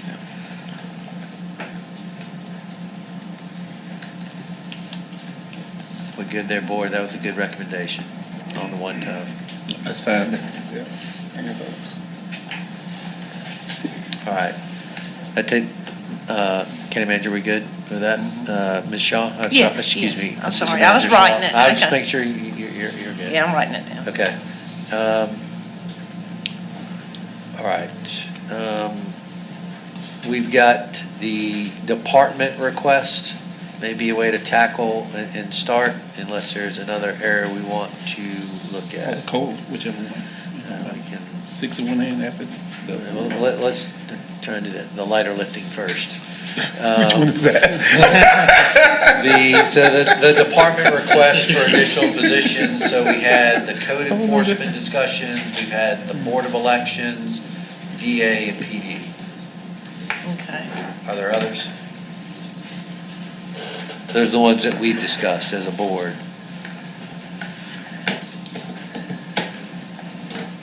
All right. So the code enforcement, do we have a dollar amount around the code enforcement? I do not have that on me. I'm going to look to Assistant County Manager Skins to Okay. pull it up. So maybe what we can do is to frame this for Monday's discussion, let's look at the department request for additional positions. So on code enforcement, we get that cost, salary, benefits, or whatever. The BOE cost we have from Board of Yes. Elections. And then we put the DA and the PD in there and just lump them all together and look at them all on Monday. Okay. Commissioner Tyson and then Commissioner Adams. Thank you. And, Mr. Chair, just to give a refresher on the code enforcement piece, this was where we had looked at standardizing services to our outlying municipalities, and we had talked with Director Howard about providing an à la carte code enforcement service as well, and he had mentioned he would need additional positions to do that. So if we're going to offer that to the municipality at a cost, we would just need to know how many positions we're talking about that he would need to add to accomplish that objective. Just want to make sure we're all on the same page, Mr. Chair. Commissioner Adams and Commissioner Patel. Mr. Chairman, I would just say that if we're going to look at the DA and public defender spot, they're both attorney spots, make them the same cost. I don't see paying one higher than the other. Just allocate 110 on each side and they. Yeah, and they can deal with it that way. All right, so if we can just bring those back all together on Monday, we can Yes, look sir. at it. Give you an opportunity to talk to Director Howard as well to make sure you Okay. have that cost. But that's exactly what it was. Commissioner Patel? And I believe Director Howard on the code enforcement positions, it was 2 positions, one for 70 and one for 74,000 range, I believe. And that was, and we would have to confirm with the municipalities based on what level of service that they required. So I think if everyone took the baseline services plus the enhanced services, then it was 2 positions. Otherwise, if it was just a baseline, I believe he said that he may be okay. So I just want to clarify with him. So the 2 positions. 0 to 2, I think, depending on what the revenue or the needs are from the municipalities. So we may just have to confirm that. Okay. Thank you. Okay. Commissioner Tyson? Yeah, Mr. Chair, and thank you. To piggyback off what Commissioner Patel said, as we're looking to create those positions, since we're offering that as an additional service to those municipalities, I would expect the cost that would be borne by the municipalities to cover the position, so we're not having a budgetary impact and a negative to the county, Mr. Chair. So it would need to go hand in hand with that presentation, because the presentation that we got, the code enforcement was limited to minimum housing enforcement and junk vehicle only. So I just wanted to make sure we. But I think the recommendations he made is if he had the additional ones, this is what he would need. So we just need to let, Assistant I have it. let's just, Okay. let's not try to make the sausage right now. Let's organize it back together and bring it back on Monday with all the information. You've heard the direction, and we'll look at those 4 areas, unless we've got another one to add.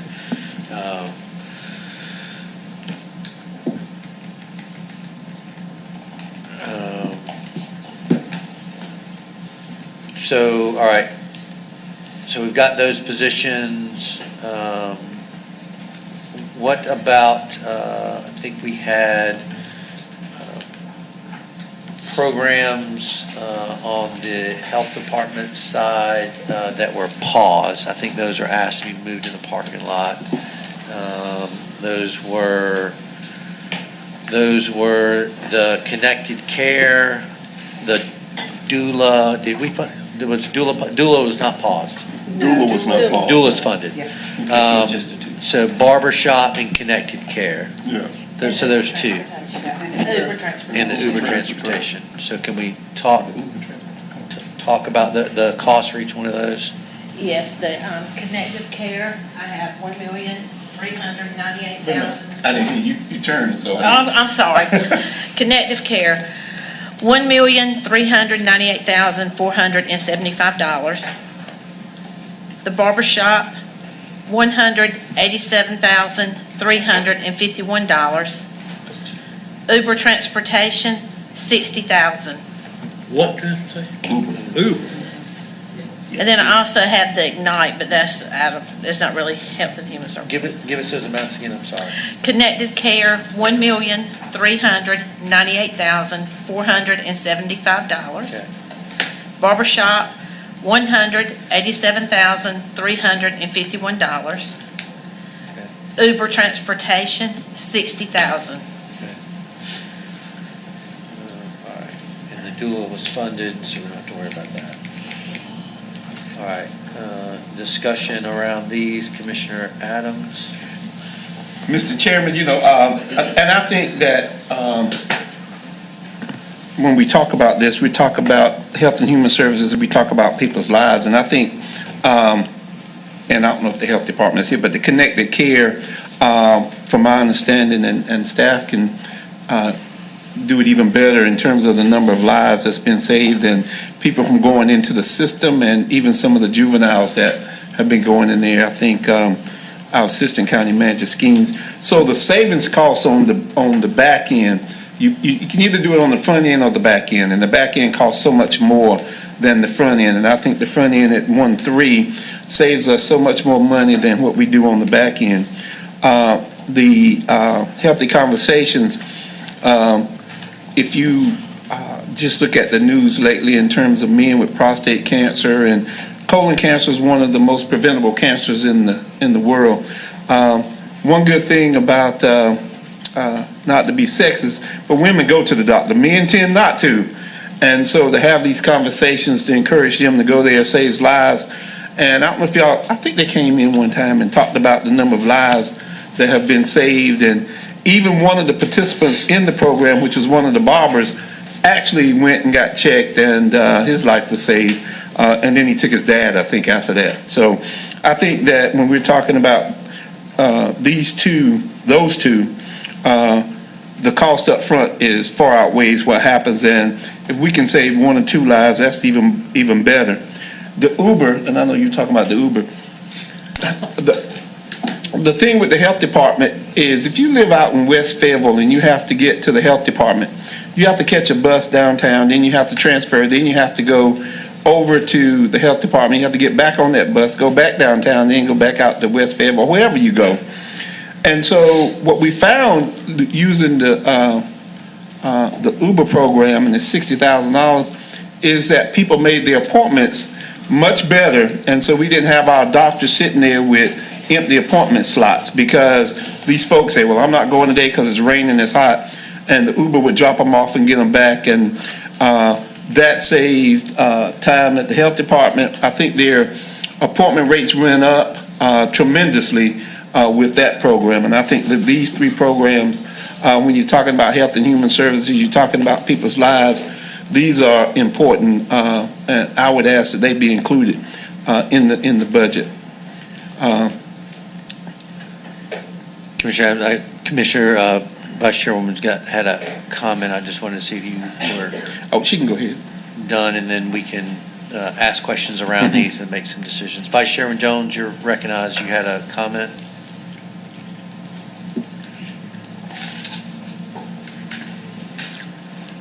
Vice Chairman Jones.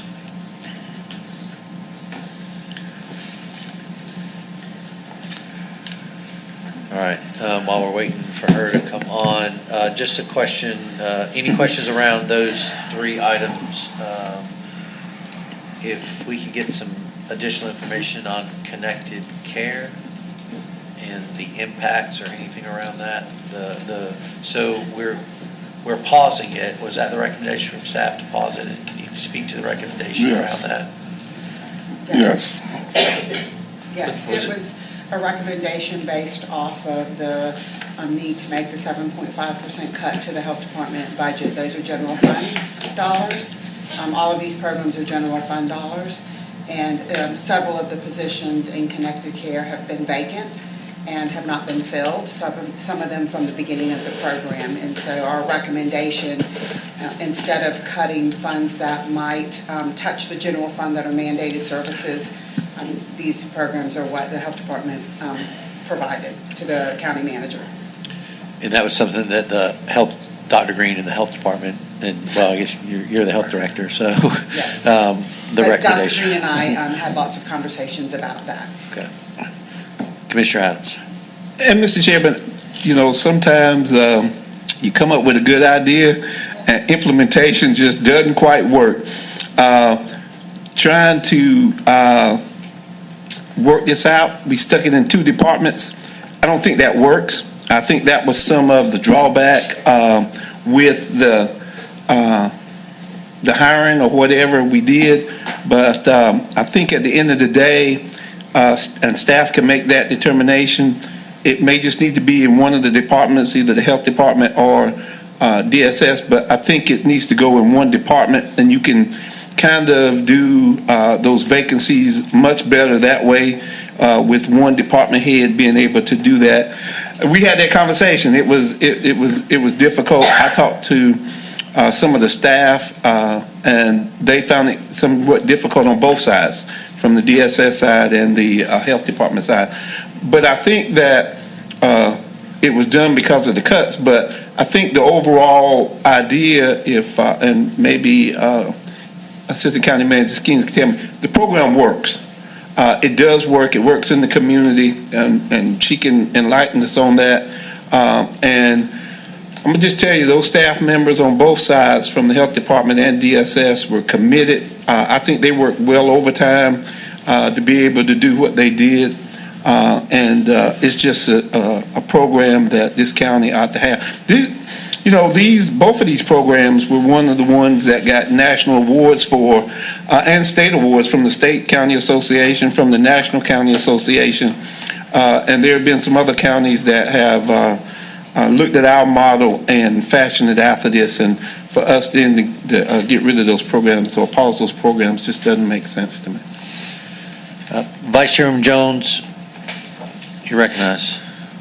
Thank you, Mr. Chairman. I'm in agreement with Commissioner Adams. I have a concern when we talk about the Uber program. I know from being the liaison on the health department as well as the liaison for the social service, the concerns, I can say this mutual concern of both boards are some of these cuts. And when we talk about, as Commissioner Adams was stating, the front end of paying the price or back end, we really have to be mindful when it comes to, it does save lives. And number one, a lot of people in rural areas depend on the Uber transportation, of which also a lot of these women are pregnant that are using these services. So I have a concern about that. As we're aware, and I'm happy to hear that we will be keeping our doula services in place, as we only have one OBGYN doctor as is for the entire Cumberland County, number one, and he's about to retire. So with that being said, I'm glad that the doula program fundings will still be fully in place, not in jeopardy of losing that support. But I must say, and I don't want to be redundant, as he stated, the Uber program, connected community care, I do believe and I do entrust in the leadership of our public health department and our DSS, that if it were to filter underneath one of the agencies, and I feel like they can definitely, Brenda Jackson, Dr. Green, and the interim appointed director, which is no doubt our assistant manager, Heather Skeens. I'm sure that if we continue to support these fundings that are of great use for our community, that they could probably best, since they work there daily, our leadership and the individuals in both the health department and DSS could find which suit would be better, if it should be umbrellaed underneath Public Health Department or DSS. But I would like for the board to reconsider cutting those particular programs for those reasons that have already been stated by Commissioner Adams and myself. Thank you, Mr. Chairman. Thank you, Vice Chairman. Question on the 1.4, just round numbers, on connected care, the funding source for that was general fund, or was it was general fund? General fund dollars. Okay, Yes, sir. did it originate as an ARP program? No, sir. Okay. Okay, so we would need to find 1.4 of recurring dollars or make it a one-time program, and we'd argue about it again next year. Yes, sir. Okay. Commissioner Tyson and Commissioner Patel. Thank you, Mr. Chairman. And, I certainly hear my colleagues here and understand, programs may be important. We still haven't settled on, one, how we're going to fund our COLA and our potential bonus, if that's the route we're going to go. And we still haven't settled on other personnel slots, vacant positions, and whether or not we're going to do that. I just think it's a little disingenuous if we look to make a decision on this now. It's something I would certainly, if we've got some bandwidth and some things left over after we have those other conversations, sure, I'd certainly want to look at that. But I think we've got some other needs that we've got to determine how we're going to move through before we look at, if we're going to cut a vacant position that could be filled, how do we justify leaving the program in place but cutting a vacant position? I mean, that to me, I think we got to resolve all those items first, Mr. Chair. That's just my preference. So, let me go to committee. Anything else? That's it, Mr. Chair. Commissioner Thank you. Patel. Thank you, Mr. Chairman. So I wanted to know about the Uber transportation program. Have we applied for any grants for federal or state through the MPO or RPO?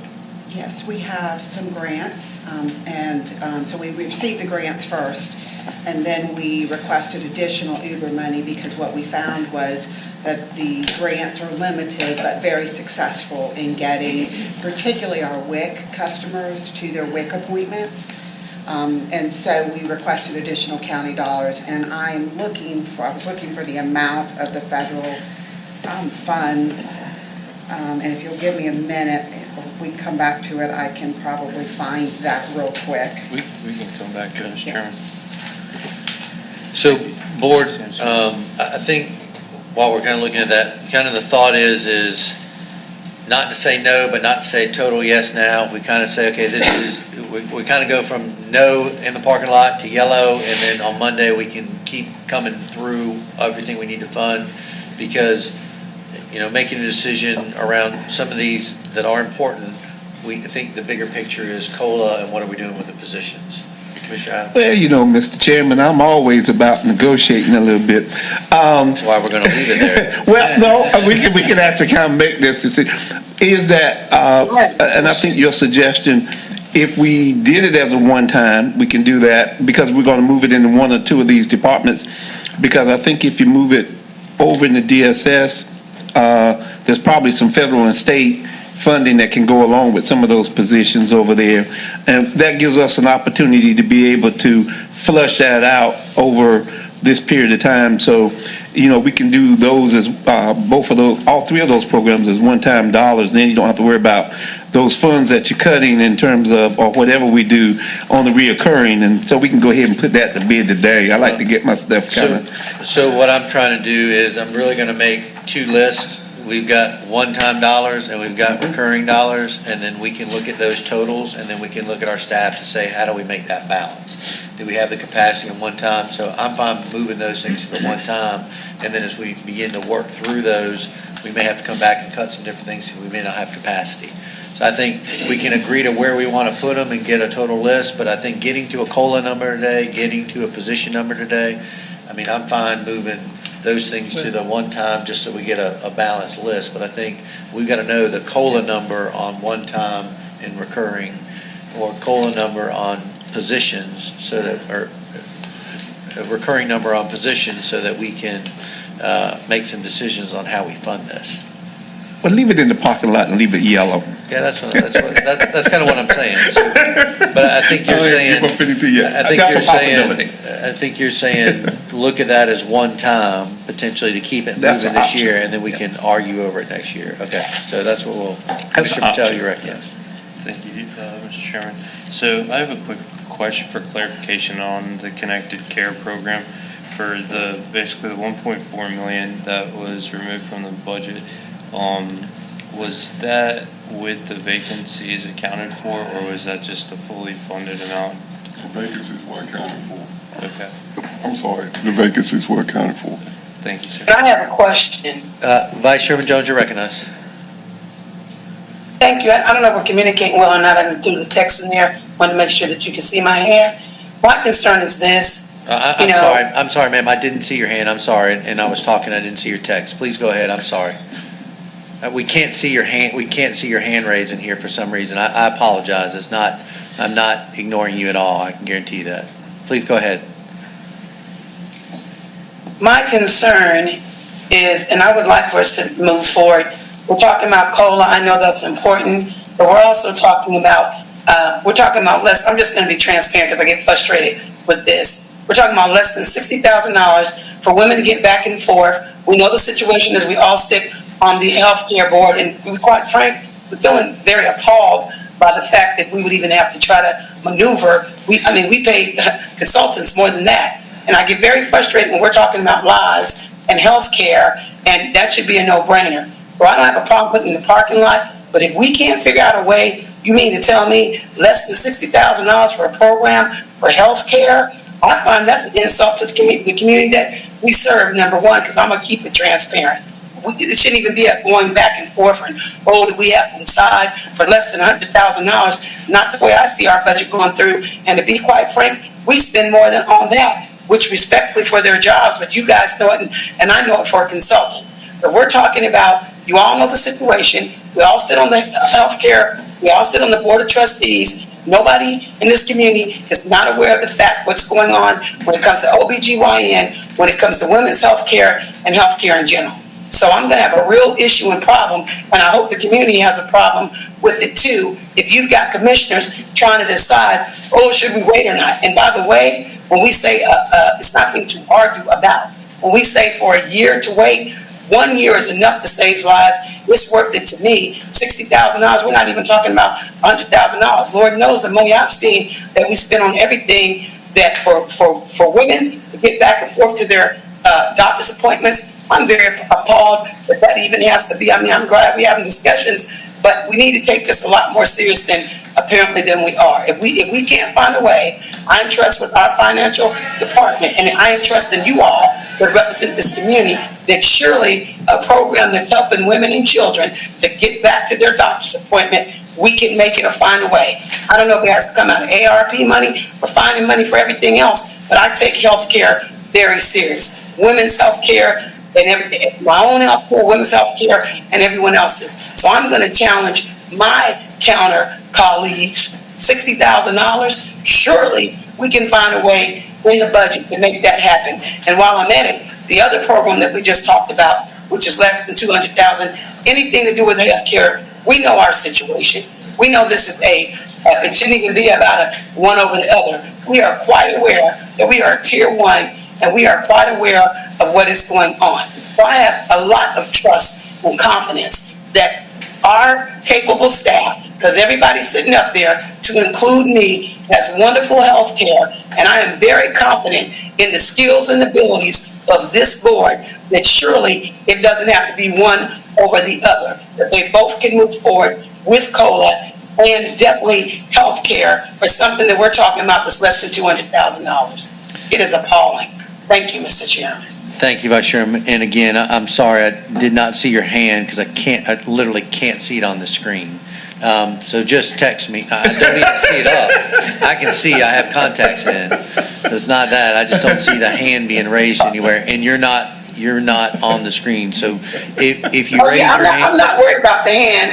What I'm talking about is appalling that we have to decide the $60,000. I understand. And we haven't said that. The hand thing has nothing to do with it. Yes, ma'am. I was just apologizing. Yes, Yeah, ma'am, but you I was already just apologized, apologizing for and not. I accepted your apology. Okay. I want to stay focused on the self-care stuff. Yeah. I understand that you didn't see my hand. You told me that the first time. Yeah. I don't have an issue with that. If I sound passionate, Yeah. I am. Yeah, Because yes. we're mainly talking about women using these services, and all of us have cars, all of us have health care. Surely $60,000, like I stated, and I'll say it again, we pay more than that for one person for consultants. Vice So I know Chairman. that it's disenfranchised. Vice Chairman, that hasn't said no. And pregnant women that have to use WIC. Thank you, Manager Heather, for calling that to our attention.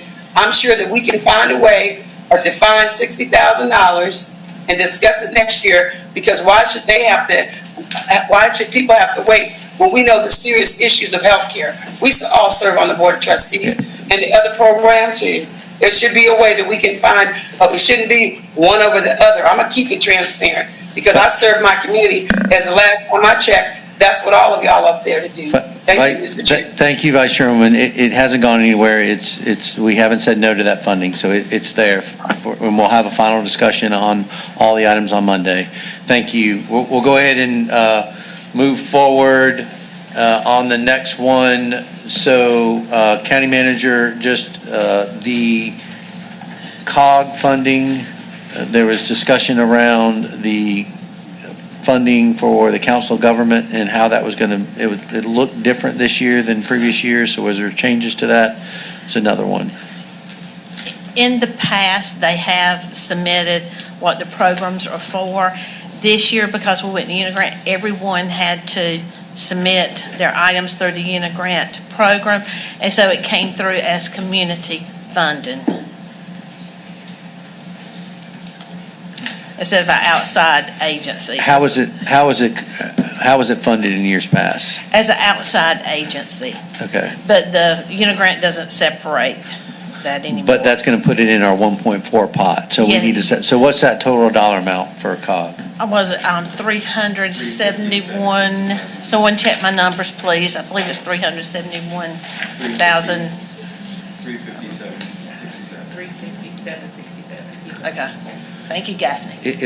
Was that the, County Manager Greer, was that the total ask from what Samantha talked about? Yes. Okay.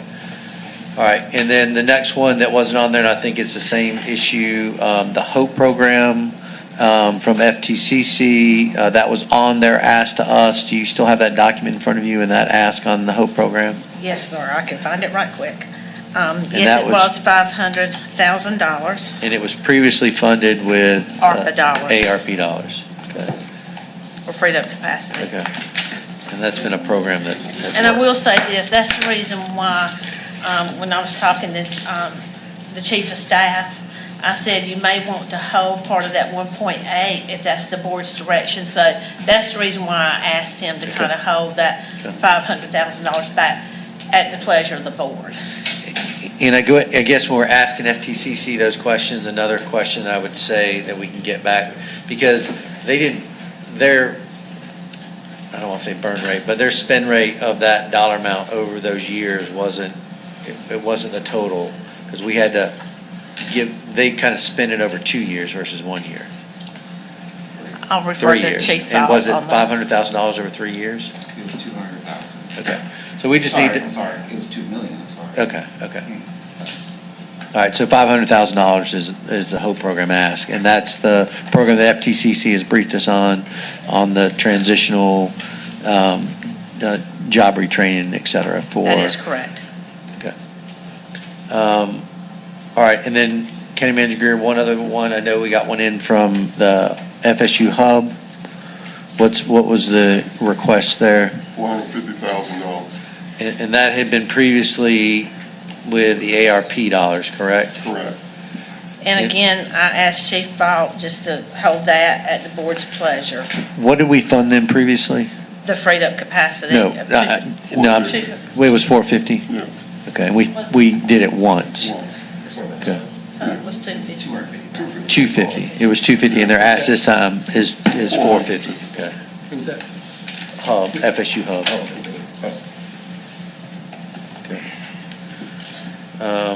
Okay.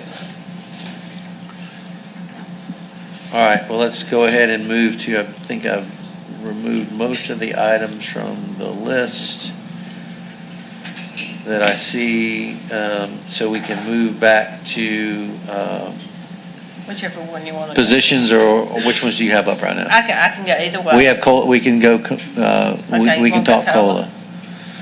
Or do we need to talk positions first? Board, which way you want to go? We've got all the COLA. folks here, COLA? Cola's fine. All right, let's go COLA. Okay. Madam Vice Chair, hopefully, I'll text you. Go ahead. Go ahead if you can walk us through the scenarios and then what was recommended and then the scenarios that were asked for. Okay. Do you have something before we start? No, just a question though, because we're gonna do COLA and then we're gonna do the positions. Do you think we're gonna get to community funding today? Because those people don't need to sit here all day. They got things to do. If we're gonna do that on Monday, that's just I don't want them sitting here. They got things in their office they can do if we're not gonna get to it. Depends on how long it's gonna take us to get through DSS and Yeah, COLA. you know how long that. We got 30 minutes, so. I don't think it's gonna. We're not going to go outside the window that was planned, is my intent, unless we're so close that we just need to maneuver. So I don't think in 30 minutes, because it would take us that long to get through the community funding if we got to it. So and it's up to the board, but I don't want these folks just sitting here all afternoon and have to come back on Monday because we don't get to it. I mean. Commissioner Adams, I think that's their choice. Oh. My commitment is that we're going to move till 5 if we're close on a couple of these items, that we're going to get the COLA and the positions resolved today, because we need to have that. That's the biggest moving piece. And then, like you said, the 1.4 is allocated. If we have time or we want to move through it quickly, or at least do an initial brush through it, we can do that and then finalize it on Monday. But we're moving through as quickly as we can. So my intent would be to try to do it a first-time run-through of it all, but we'll see how far we get. Okay. So COLAs. All right, the 2% is 2.5, and of course, that has changed from the recommended book, and the reason why, there's people leaving, there's people coming on, so this was as of that Friday that we ran that, last Friday, correct? So we can't see that. Is that uploaded, or you email that? You email that to us, but Yes. everybody may not have it up in front of them, so I don't know. Do if we you- have any sheets in here? Is it the ones that you're sharing? Yeah, it's in the SharePoint, and it's been emailed. Because she's, hopefully got someone online that can't enlarge the Can you enlarge the screen? screen.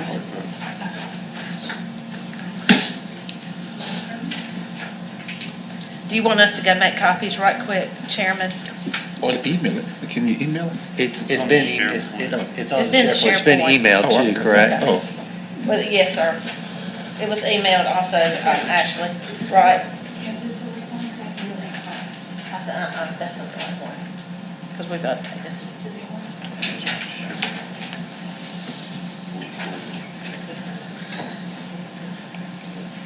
Did y'all find it in SharePoint? Or Ashley, could you email it to them right quick?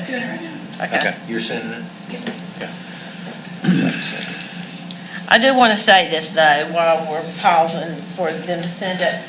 This number has changed from the recommended budget. You know, before you saw 2.7, now it's 2.5, because you have people coming and leaving. So we ran a new calculation as of on Friday. Or just give me a nod when you're ready to move. We've got the email. I've got the document up. Okay, you ready? I think so, yes, ma'am. Okay. Okay. So the initial 2% is 2.5, and that's general fund dollars. Then I was asked about a septic scenario, and I have to thank Gaffney Smith, our Deputy Budget Performance Director, for putting this together. So Gaffney, if I say anything wrong, please correct me. 1.5% COLA with the DSS reimbursements, child support reimbursement at 1.5% of the COLA is approximately 1.8 million. Then a 1% bonus plan. And we did this in the categories, if you made less than 50,000, it's a 1.25% of your salary. 50 to 100, 1%, 100 to 200, 1%, and greater than 200, 0.5%. With the benefits and everything, reimbursements, you come to 1.3 million. Scenario 3, let's get that up a little bit bigger, okay, was 1% COLA, which is 1.2, and then a 3% bonus plan. Zero, if you made 0 to 50,000, the percentage was 3.25% of your salary. 50 to 100,000 was 3% of your salary. 100 to 200,000 was 2.5% of your salary. And greater than 200,000 was 2% of your salary. Again, by the reimbursements, after the reimbursements, the net dollar amount to the county is $3.8 million. Then scenario 4.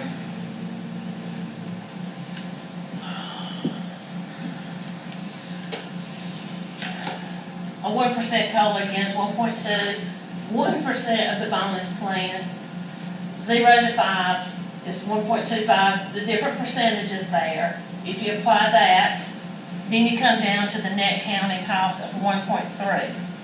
Then it was asked about a 2% in the 2% COLA beginning in January. So we took that, and for a whole year it's 2.9, but because it would only be January through July, that would cost us 1.475 million. Scenario 5, a 4% COLA that was asked, and that after the reimbursements, that's 4.9 million. And we'll be happy to answer any questions that you may have. 4% COLA was 4.892447.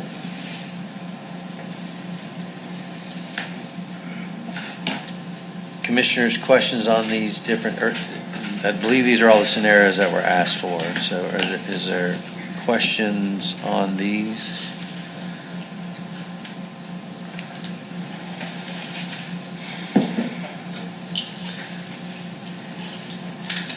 So, Assistant Manager Shaw, if there's a question I'll ask while people are looking at it. So on scenario 4, if we look at the total to the county, you're looking at the 1.2 plus the 1.4 for recurring, and then one-time dollars of 1.5, and that totals up to about 4.2 million.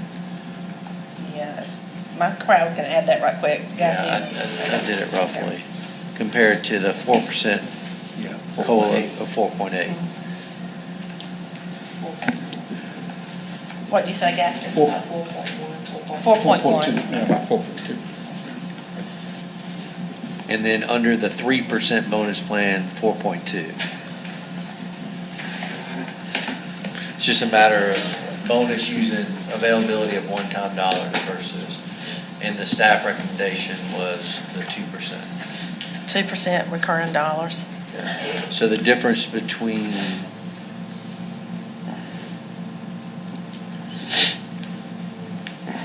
so we're at 2.5. Yes, sir. And again, that's going to change because we've had people on board. So that's a roll. I don't want nobody to Yeah, be I'm locked just in. looking at the basis in the budget, so what we would have to find above Yes. that. Commissioners, questions, thoughts? Mr. Chairman. Commissioner Iadams, I'll go to Commissioner Tyson. For me. Mr. Chairman, I will tell you that just yesterday, day before, the Federal Reserve met inflation's 4.2%. 2% on a COLA it doesn't even get to that for our employees. That's one of the things that I was talking about with that school system and that 10%. I've always believed you take care of home first and our employees. We're in a service kind of industry. That's what our employees do. They take on our citizens here in this community, answer their questions, do it day in, day out. I'm at a 4% COLA. I just think that if there's a 4.2% inflation around the country, it's probably higher here in Cumberland County, being a Tier 1 county. And when you're looking at the price of goods, the price of gas, and I will tell you, if the war ends, whenever it ends, I think that even though you may see that sales tax is going up a little bit for our budgets and stuff, it's a concern, but people tend to hold back and see what's going to happen at the end of the day. But at the same time, our folks still have to go to work. They still have to do all of that. And so I just believe that we can find, to be able to give our, if we can find these other things, we can find 4% to give to our employees. I just think 4% is where we need to be, looking at that 4.2% inflation rate. And I will tell you this, even with that, if you look at it, unemployment in Cumberland County is higher than it is around the state, which is higher than it is around the country. All of those, so some people in some of those families aren't working, and so those that are working need to be compensated. Thank you, Mr. Chairman. Vice Chairman Jones, you're recognized. Yes, thank you, Mr. Chairman. I was just going to state that I'm definitely in favor of a 4% COLA because it helps maintain standard of living, as we know our employees' real wages, that keeps the pace with the consumer price of the CPI. And I also feel like a 4-point COLA would help reduce financial stress and help alleviate some of the anxiety that, our workers have to deal with when it comes to improves the overall employee morale and workplace productivity. Along with, I think it's important that we can be mindful when you have a 4-point COLA. It also protects retirement security for employees enrolled in public pensions and those that rely on Social Security as a consistent COLA, and it prevents their middle-class savings from turning into a disadvantage, as well as it separates from the merit, because COLAs are definitely tied to economics. So I feel like I would definitely want to,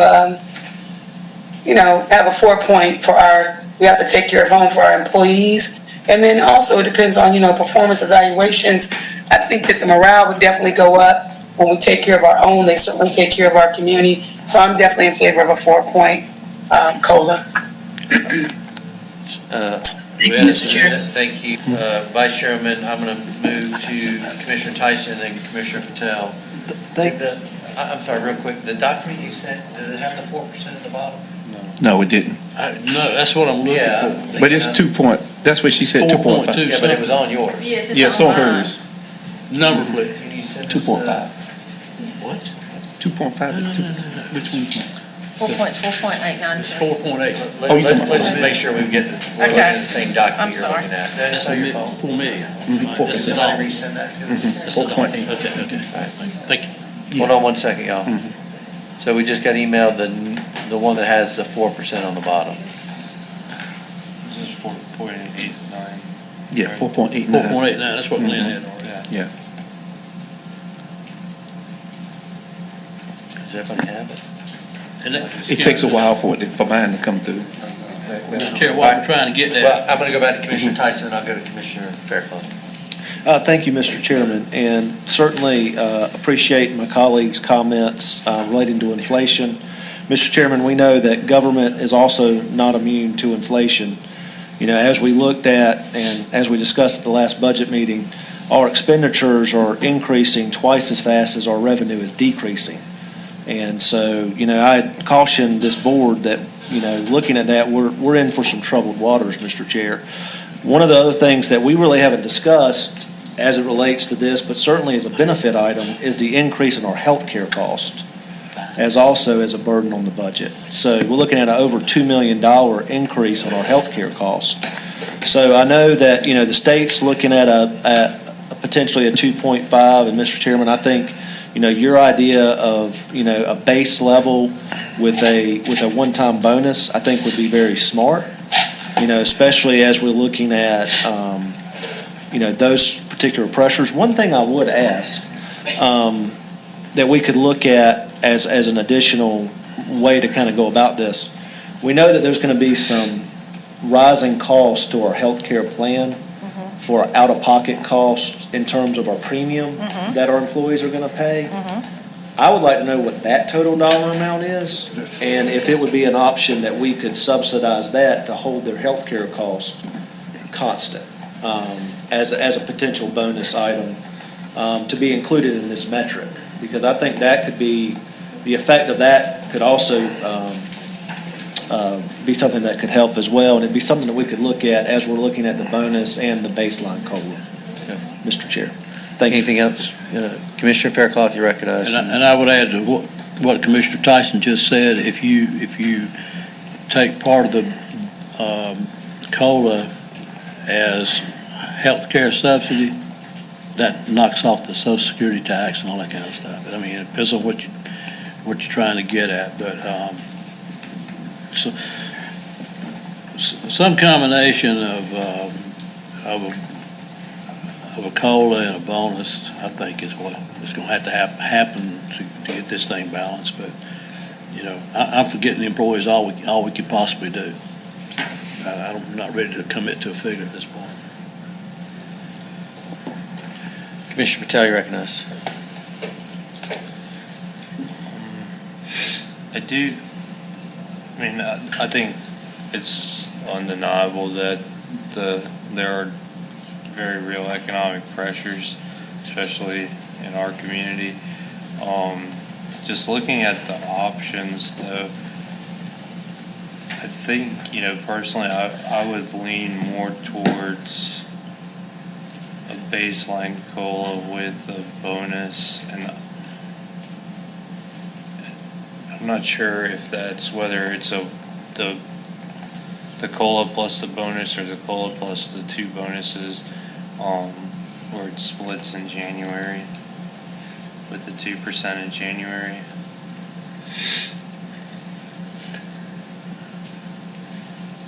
Sorry, Mr. Chairman, I'm just looking at these numbers. I can come back to comment in a minute. Commissioner Adams, you have something else? I got a question, I guess, for my accountant and my staff and all of those and my finance people. Because I look at the bonuses and we were going to tier the bonuses. So I guess, and I'm always worried about those at the lower end of the scale, because that was one of the reasons we did the employment, to bring everybody above that baseline of what the living wage was.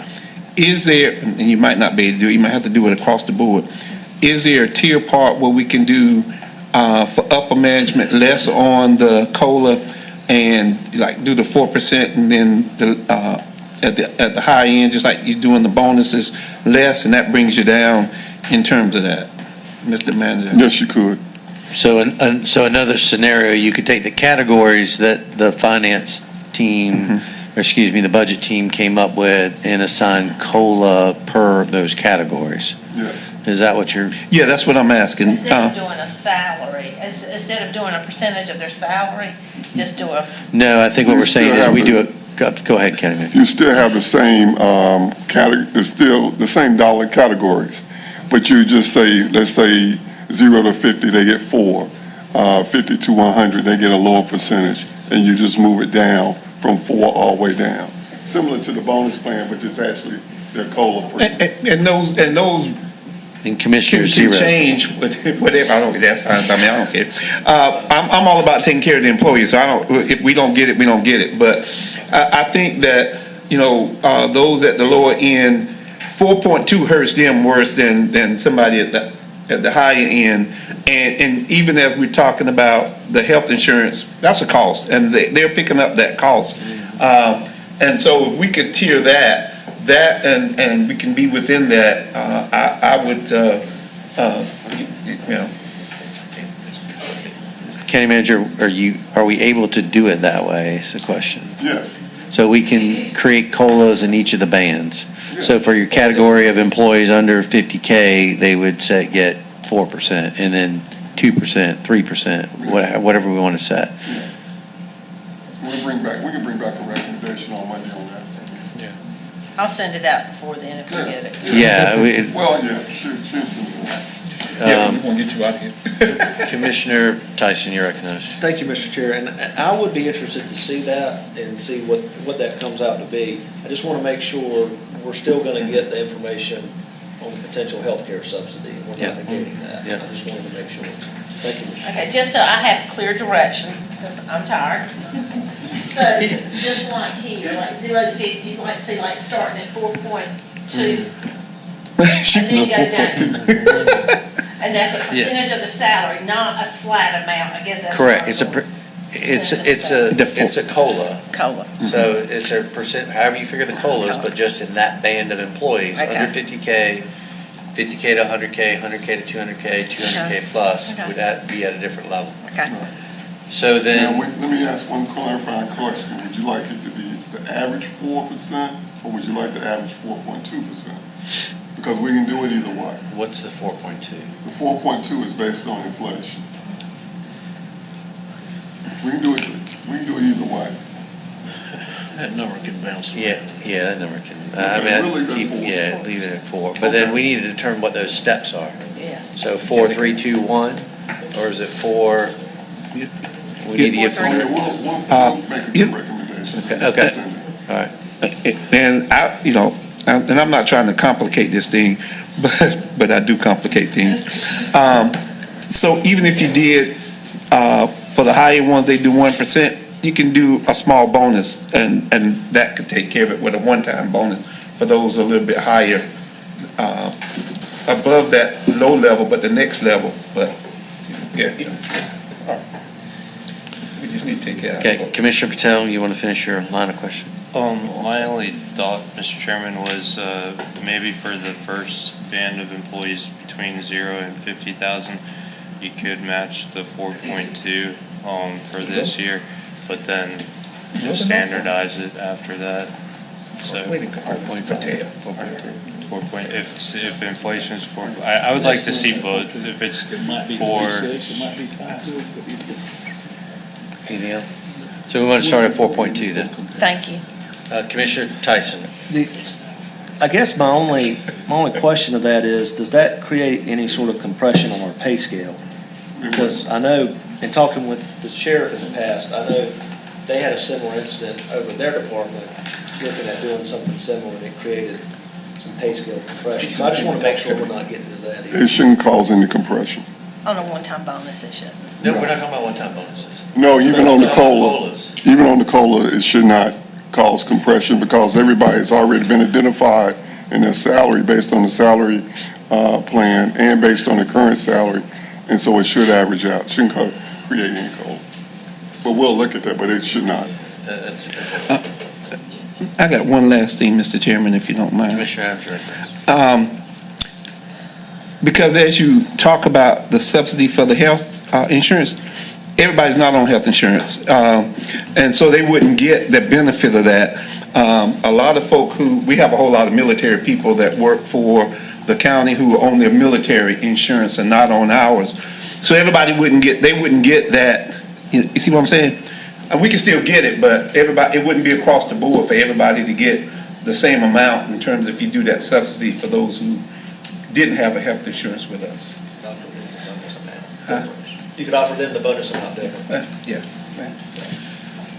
Okay, so board, we're not going to make a decision on COLA. We're going to come back. I guess we've got all the scenarios. It sounds like we're either leaning to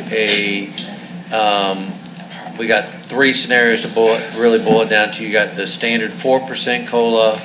You've got the tiered COLA that we're going to see. And then we have one of the scenarios that provides COLA and a bonus. And I guess when you give us this chart back updated, is there a way to give us the difference above, so the recurring dollars we have to find above the recommended budget? Can you you follow what I'm asking? Okay, just so that, because I'm trying to get us into 2 columns. Okay. How much one-time dollars we're going to spend, and how much recurring dollars we have to look for, or have a conversation about. Okay, board, are we good with that conversation? All right, so that's where we are on COLA. We'll bring that back on Monday. We need to make decisions on Monday. We can go ahead and move to positions. Okay.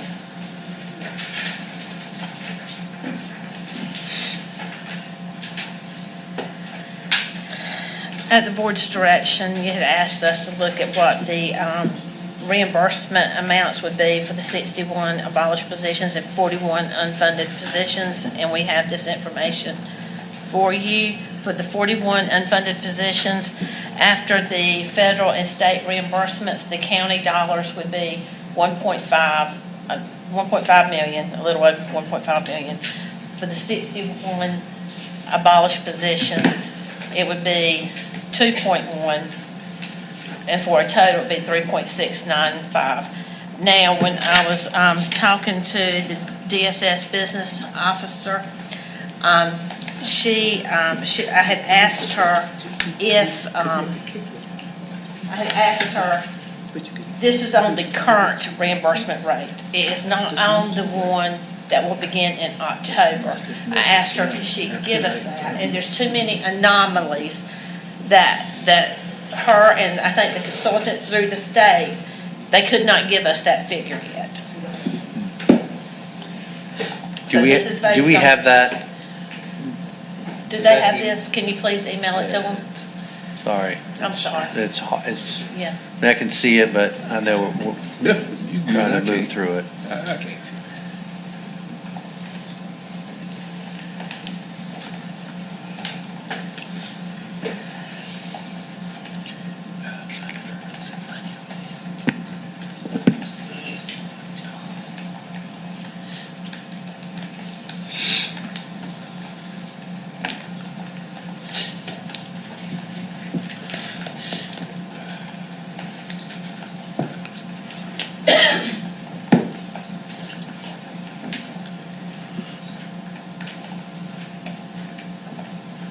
So these are the total, while we're waiting for that to be sent, these are the total 102 proposed unfunded positions and abolished, so 61 positions abolished, 41 unfunded vacant positions. Yes, sir. So those are the federal dollars associated with it, an estimate. Those are the estimate of the state dollars associated with it, the county dollars with it. Yes, sir. In the total. So the total for the county impact is about 3.7 million. 3.7. Commissioner Tyson, you're recognized Thank you, while we're Mr. waiting Chair. for that. And thanks for getting this information to us. My question is, I see your footnote at the bottom that is based on the FY '25, and I know you That's may the not, same reimbursement rate right now for 26. for '26. Okay, so there shouldn't be any change from this from '25 to '26. Right. Okay. Thank you, Mr. Chair. That was my question. All right, so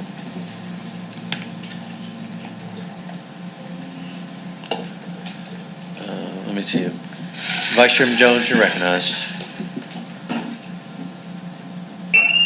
Thank you, Mr. Chairman. My question is this. I hear that Assistant Manager is stating that, Deborah, that they still have not received the information back from the state. Is that correct? Because I know at the last conversation that we had about this imperative, crucial situation, as we appreciate Director Brenda Jackson being able to enlighten us all in depth and in detail. So I guess my question is, I know they're still waiting for that information, but is that still not standing in the same situation? This question is for Manager Greer. You were stating that there was a possibility when we were still looking into maybe using the fund balance, but you were stating that you had to see how much could be, I guess, reimbursed or that of the fundings you were talking about from the state. Can you just refresh from that last conversation since I'm not there? At our last conversation, when I had requested that we look into, after Director Jackson had gave us in-depth details of the overall situation, and you were stating that if there was concern of some of the commissioners, as far as we do want to be careful and responsible with fund balance, however, you were stating, can you just go back over that? That if there was fundings that were to come down from the state, and my understanding is that Brenda did send you, Ms. Jackson, excuse me, the director, some of that information. Is that still a possibility? I mean, that's where we left off at the last meeting. Yes, You were looking for yes. So can you, myself and the community about that whole conversation? County Manager Greer, you're recognized. Yes, Vice Chairman Jones, that's what we just went over. The federal, currently the federal reimbursement and the state reimbursement total approximately $3,133,258.57, leaving that the county's fund balance for both will be utilized, will be approximately $3.7 million. So that's if we receive, as if the funding comes in. Right now, we don't have that projected. Okay, and then the second follow-up question is this. In the past, it's my understanding that's how it's been done, and has there ever been, I mean, I know nothing's a guarantee for sure, but has there ever been any issues in the past of it not coming in and being utilized? As far as, I know you can't speak for when you weren't here, but for the time of your employment as the manager? No, but since these positions are vacant, and we will have to hire individuals to get reimbursement for these funds, and so that would be the only caveat to it. And then also, as we said, we don't know what the new rate would be starting 10/1/26 in October. Okay, and then one more question, and when we're speaking of the vacant, because I'm not looking at the unfunded, I'm speaking of the 61 that are funded, as we've been informed. I don't think that would be, I don't want to speak for the Department of Social Services, although I am a liaison for their board, but we already have a shortage of hiring, so hopefully that wouldn't be an issue if we're talking about the 61 that are funded, and being that we are already, short of staff over at Department of Social Services and Public Health Department, I don't see why it would be an issue of, other than, of course you got to find qualified people, but that hasn't seemed to be a problem before. I think the issue is not having enough people. So I guess my main concern was if that, yes, was still on the table. I want to get clarification, that's still on the table now that everybody's been thoroughly briefed on the significance crisis situation with child abuse in this community, as well as being briefed as no doubt the Social Service Department, Public Health Department are first responders as well. Thank you, Mr. Chairman. County Manager, anything to add to that? Nothing else to add. So, did we get there was talk around the critical positions with Child Protective Services and Adult Protective Services. And so did we get a number of those positions? I want to say it was around 22, or there was some number that was, and then the dollar amount associated with that, because that would be vacant funded positions. I believe when I asked about the critical positions, they were all considered critical positions. Okay, but the board, thank you, the board asked specifically about Adult Protective Services and Child Protective Services. I'll So do we refer to have those? Assistant County Manager Bradley. Yeah, that's where we were talking about, and I think in the last budget session when I spoke, it was 22 that were identified that were part of the abolished, and as well as the 61 and the 41. But like I said then, when we met with Ms. Brenda Jackson, she felt like all of them were critical. So did we have a dollar amount for those APS and CPS, the 22 positions? We do, but we do not have it matched to the funding. We can email that out. Matched to the federal, state, county? Right. Okay. But we have the 22 positions? We do have the 22. 22. So what's that total? Because it's really running about a 50-50 split, quite frankly. It's running a 90, it's running I would just say it's roughly about 50%. But Does my team have anything on the 22 positions? And then I have a question. Okay, I got you, Vice Chair.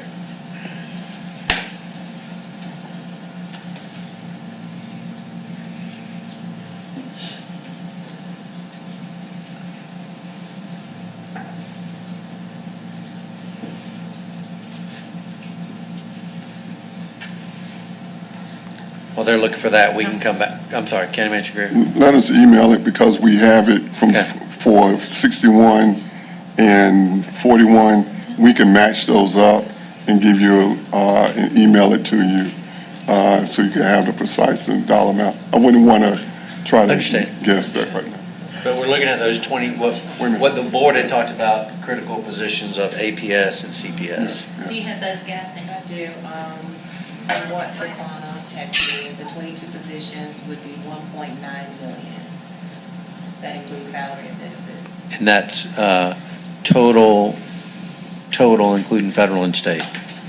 Was that including the reimbursements from the total state? That's the total cost? And that's the piece So we that's, need. so, yeah, That's the piece, and if you take 50% of that, that gives you a rough number. basically 1 million. Yeah. So to fund the critical positions, it'd be $1 million back in from the general fund for recurring. Yes. Okay. Vice Chairman Jones, you're recognized. Yes, thank you, Mr. Chairman. I just wanted to be clear because I know that we're talking about 22, but it was my understanding when Ms. Brenda Jackson gave her presentations, and which is why she gave her presentation, is that those 61 positions, which are all are critical, it was my understanding that's why we wanted to see the offset. At least that was my understanding of how I was understanding it, and for Brenda Jackson was trying to state as well. In other words, the whole purpose of seeing what the state or federal, I know they don't have all those numbers yet, the offset of the fund balance was because, as she explicitly explained, all of those 61, we went first from 61, there was an additional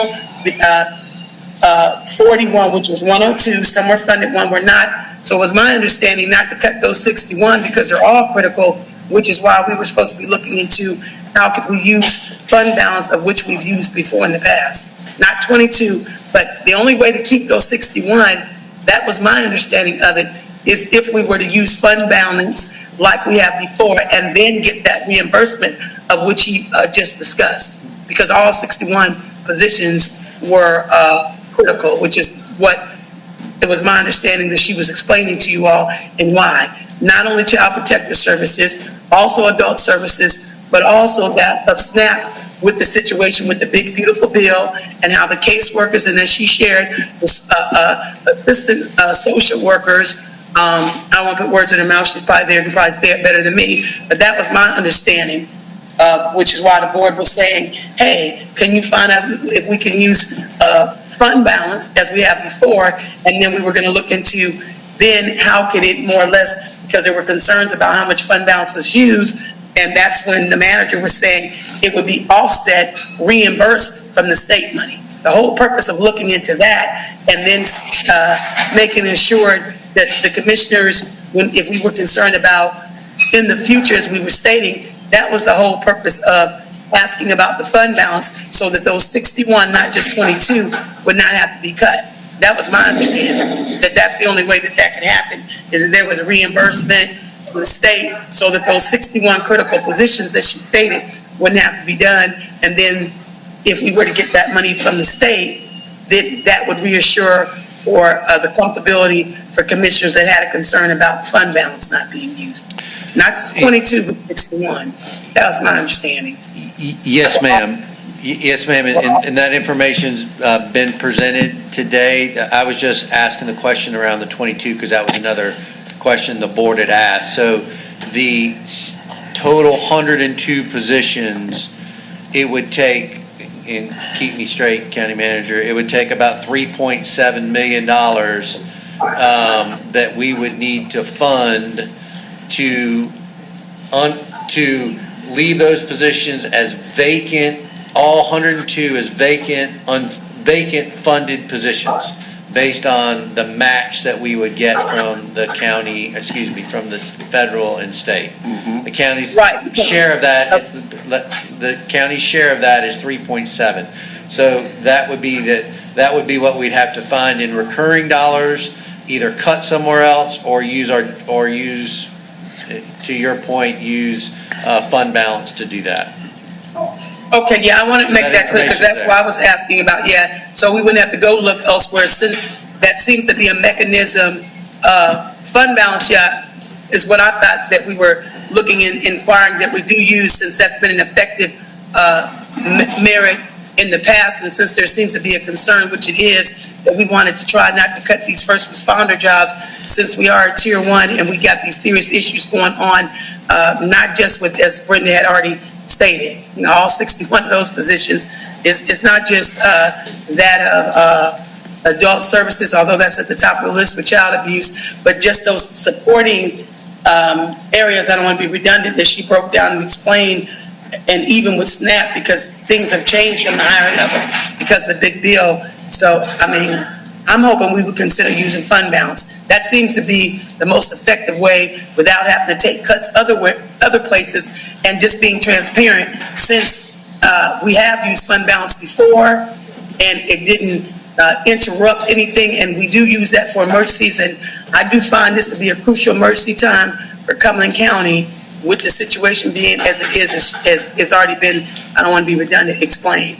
I mean, it's crucial times here when it comes to the child abuse situation, adult abuse, and definitely when it comes to even with nutrition and food cutbacks. So I just hope that we take that in consideration. It looks like fund balance, since we said that's for emergencies, those are pretty crucial emergency situations that we have to be cutting first responder positions as they are. Thank you, Mr. Chairman. Okay, so we've got a couple options. Commissioner Adams, you recognize. And Mr. Chairman, I'm always in The a glasses quandary. are off, we're in trouble. Yeah, you are in trouble. I'm in a quandary. But one of the things is a possibility of this.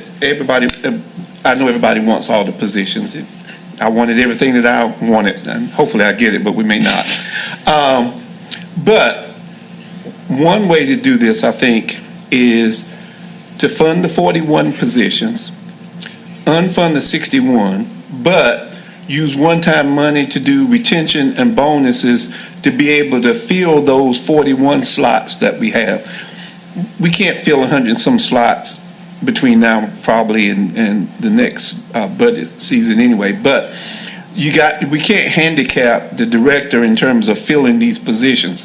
So if you use that one-time money to give some sign-on bonuses, some retention, to keep some folk, because you lose as many as you get. I talked to the sheriff. He said for every BLET class he has, for every 10 that come out, he loses 3 to somebody else. So to be able to do some kind of retention along with sign-on bonuses or whatever we have to do to be able to fill those positions as quickly as possible, maybe I just put that on the table, put it as another option to be able to do that. If you still have those 61 unfunded positions, you fill those 41.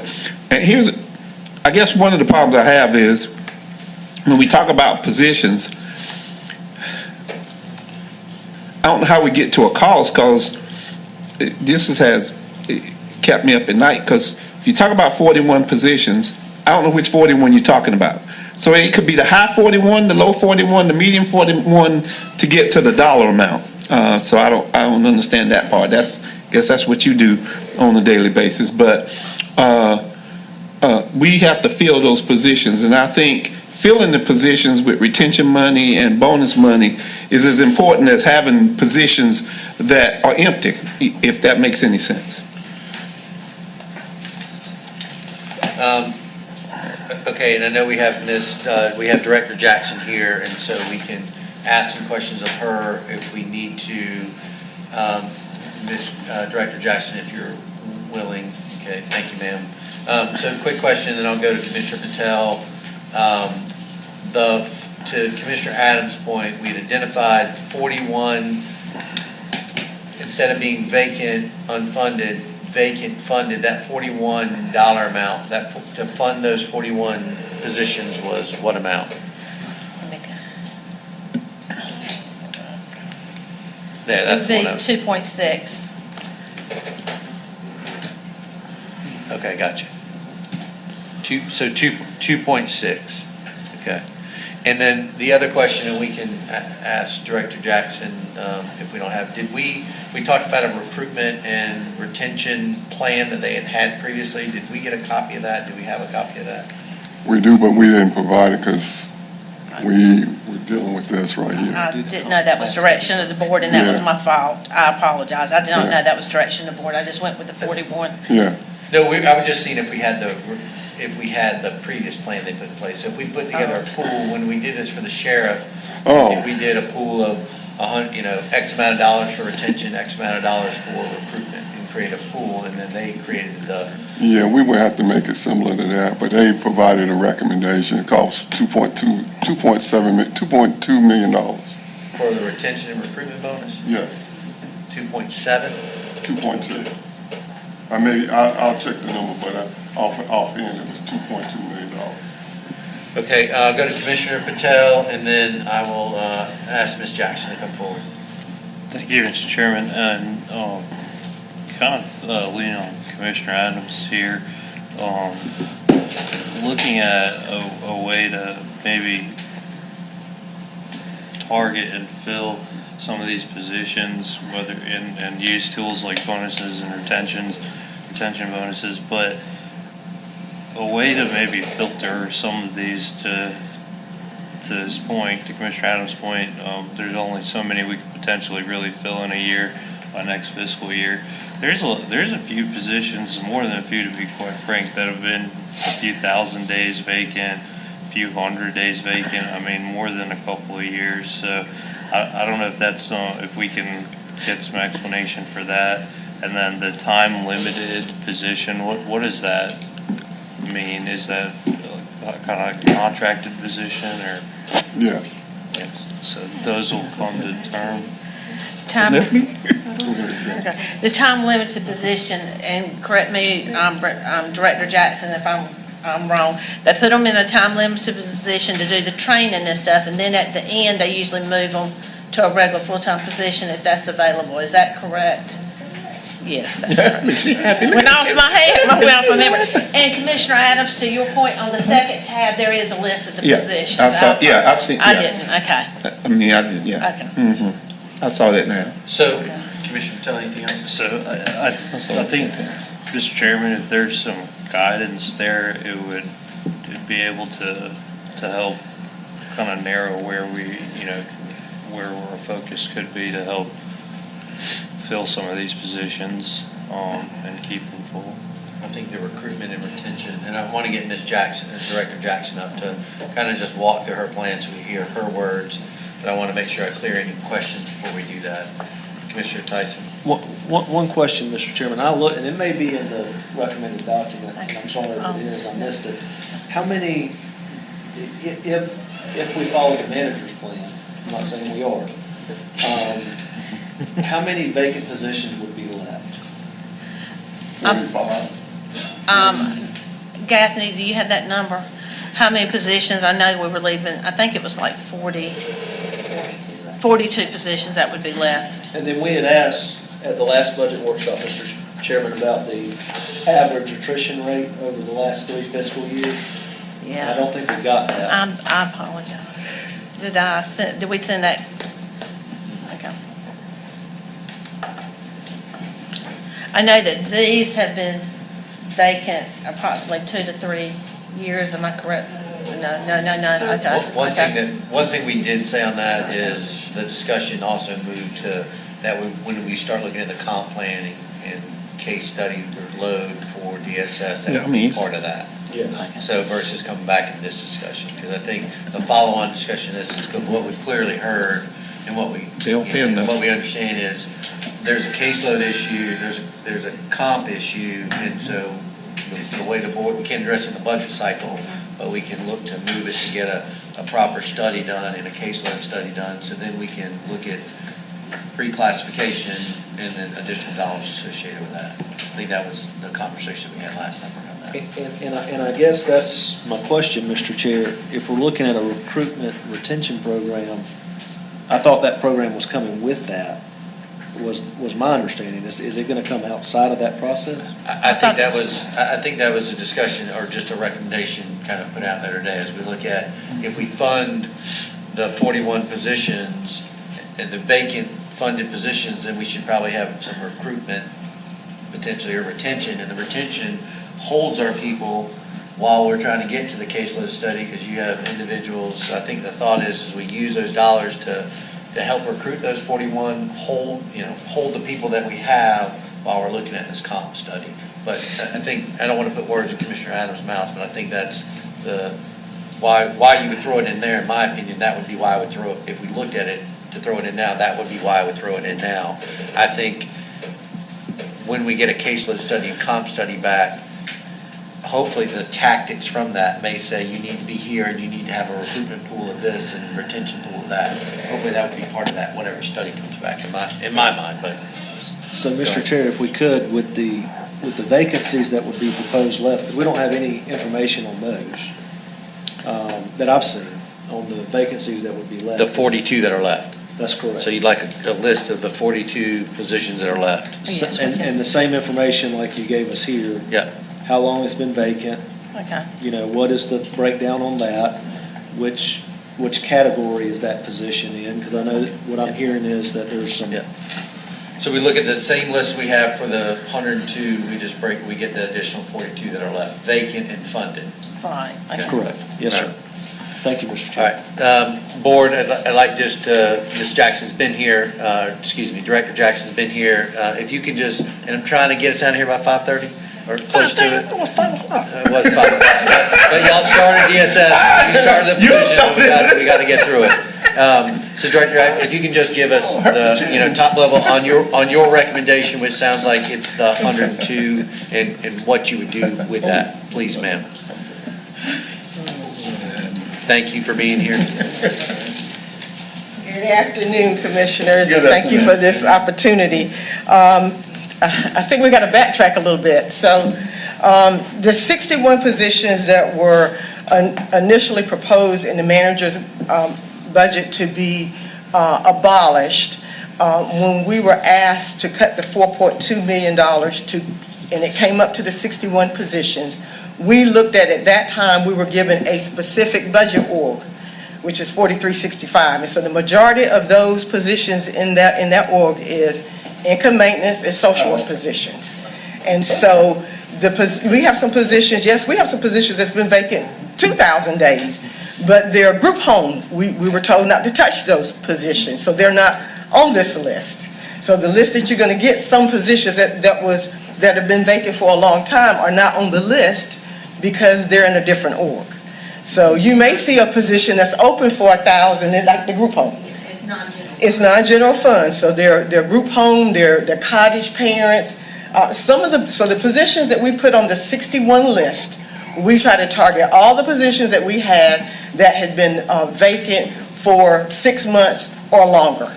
We tried to target a list of, we didn't know anything about the 42. So then when we got the 42, when we initially got that list already had positions that had been filled, and it was like 16 positions that had already been filled when we got the list.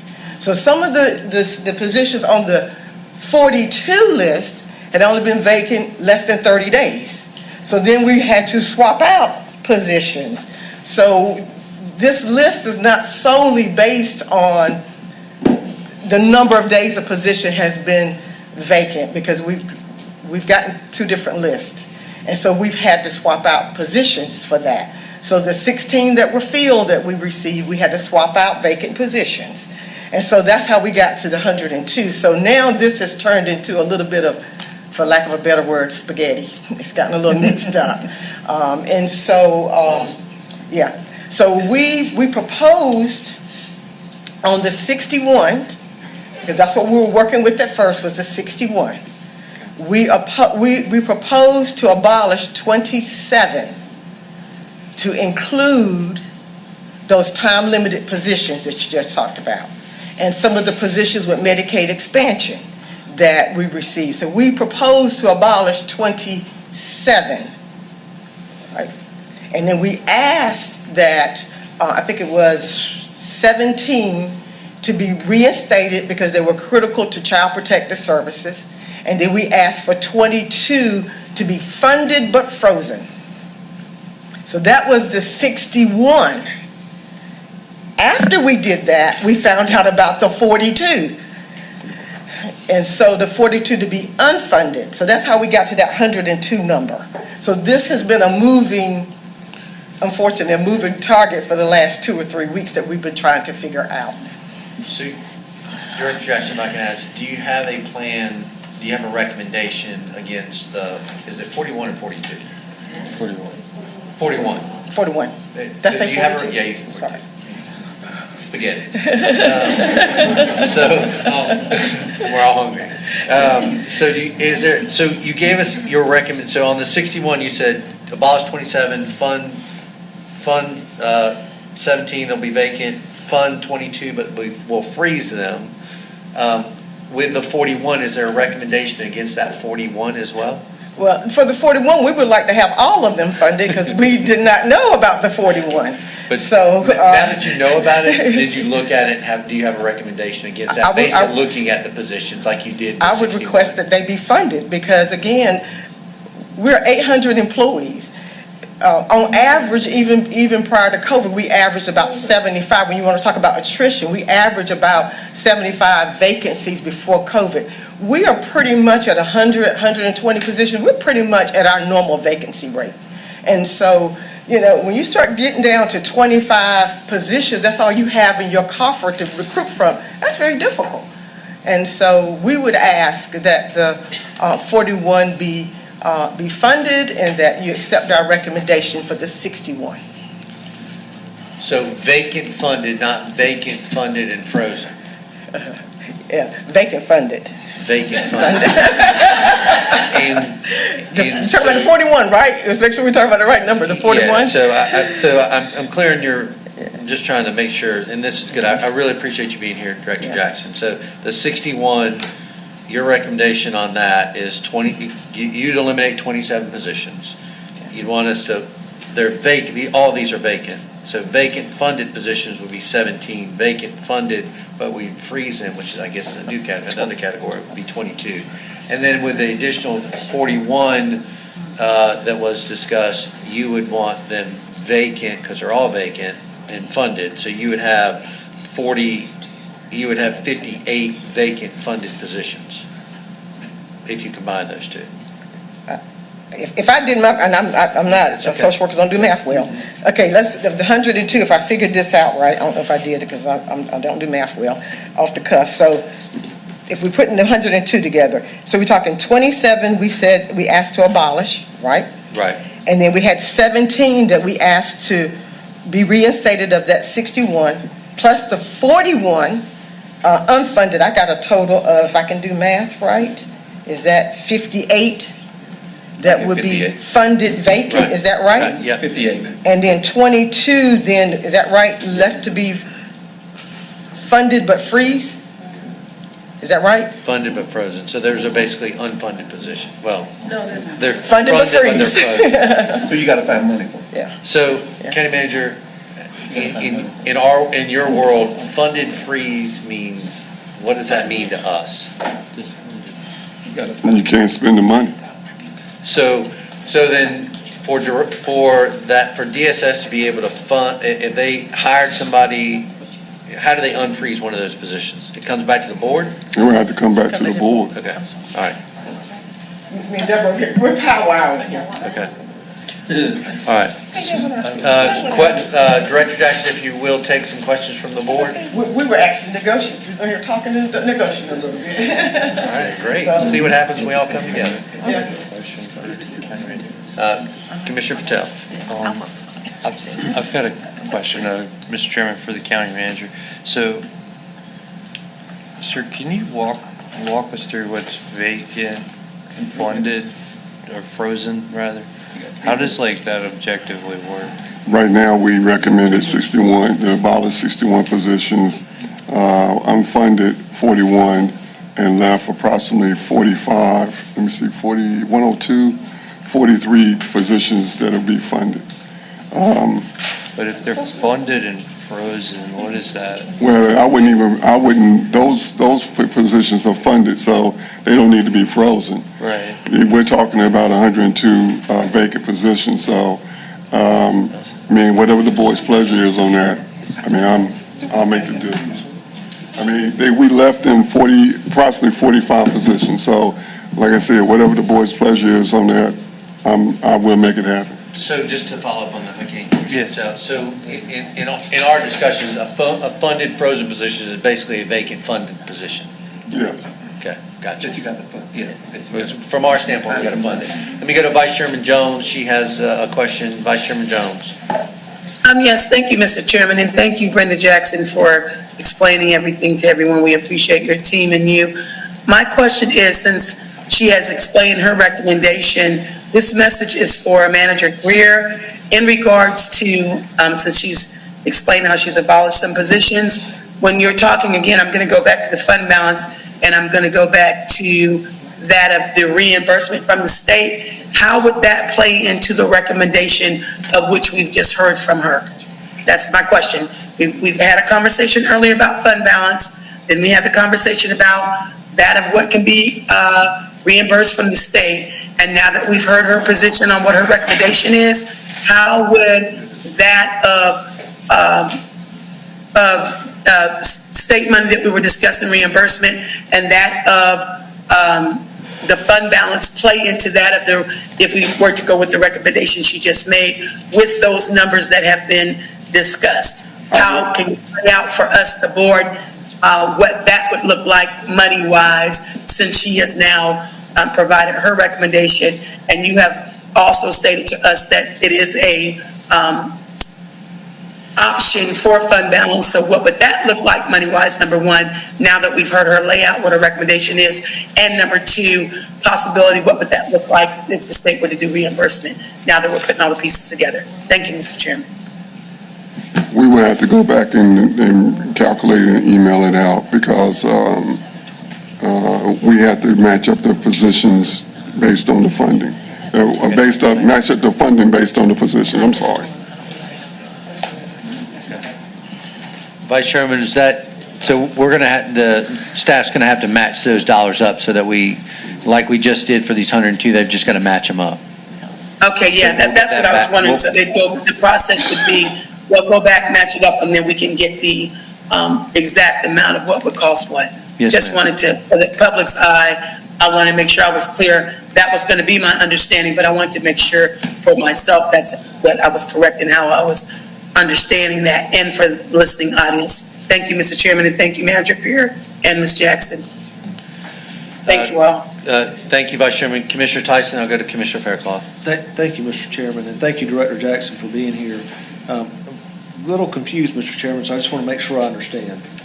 The 58 funded positions would not be total, that's not the total vacancy that we're talking about. It would be the 58 plus the 45, so it'd be about 103 positions total. Am I, because we said there's, in the manager's recommended budget, there was 102. 45 vacancies Funded. that were already funded. Yes. So we would have the 58 positions, I just want to make sure I understand this very well. We would have the 50 under the plan that's proposed, we would have the 58 positions that would be funded plus the 45 that were already in the manager's recommended budget for vacancies. Yeah.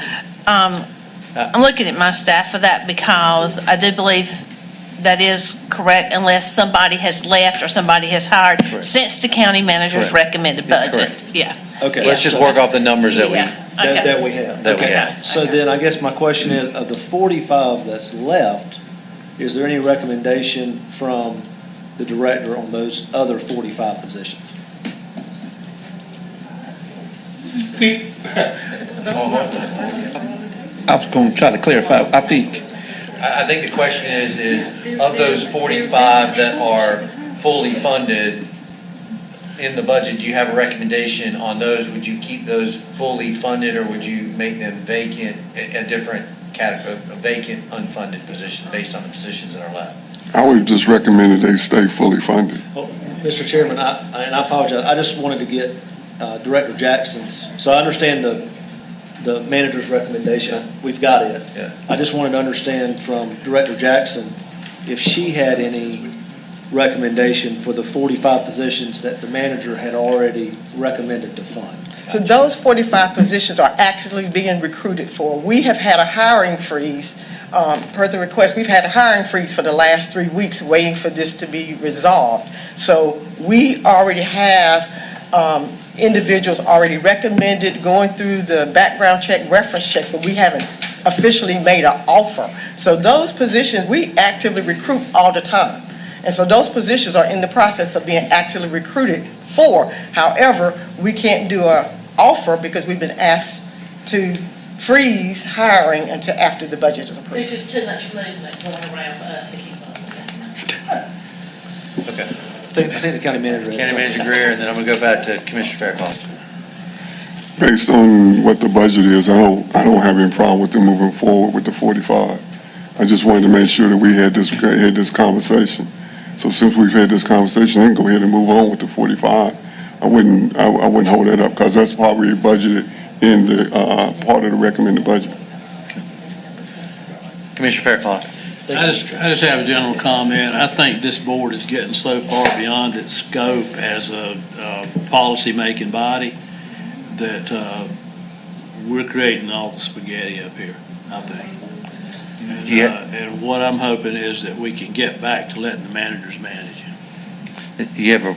Is there a recommendation around The spaghetti. the spaghetti to get it back on the plate, Commissioner? Let's go back to making sausage. No, seriously though, I think they need to get together and bring it back to us. Well, we've asked that before. Yeah, we've asked that before. So I think there's a couple questions out from here. I think we got good clarity, Director Jackson. Thank you for walking through your recommendation. I think we understand the numbers. What we need to is in those scenarios get the federal, state, and county, and then we can look at all that and then make decisions around. It basically comes down to, of the X amount of slots that are vacant, how many are we going to fund and how many are we not going to fund and how many are going to get abolished. And Director Jackson's ask is at a minimum we should abolish 27. And then we can look around that to Commissioner Fairclough's points, keeps us up at the top level and not looking at individual positions. So we had that and we wanted to see the details on the 45 positions that were left. We already talked about the healthcare increase because that was different. That's not for this. We've got the breakout of the 22 positions, just so we have the data. I know just because it was an ask of commissioners, we've got the breakout of the 22 positions by county and state and federal. And I think that gives us all the information we need to really determine of the 147 positions, with 27 of them being abolished, you've got 120 positions that we need to determine whether we fund, unfund, and what those positions, and then that cost of those. So, because those are the 120 that are vacant. What's your concern, Gaffney? I can see. Okay, so, I'm sorry, help me understand. We're talking about the 61 abolished, and then we're also talking about the 41 unfunded. Yeah. Of the 61 abolished, she wants to abolish 27, correct. That leaves us with the 17, and then 20. 22 unfunded, funded but frozen. But Well, it's funded, just either, it's either vacant. funded. Just funded. Okay. Okay, and then the 41 she wants funded back. I'm kind of lost on the 120. So what I'm saying Counting the is, 45 that's also left already. Yes. Okay, there we go. Okay. so I'm totaling up the 61 total, the 41 vacant, the 45 left. You take out the 27 that we all agreed to abolish 27 positions. So we've got that. So you've got 120 positions left. But again, I'm just trying to keep us, we get that information, then we can come back together as a board and make a decision. May I say something? Yes, ma'am. I'm a little bit concerned.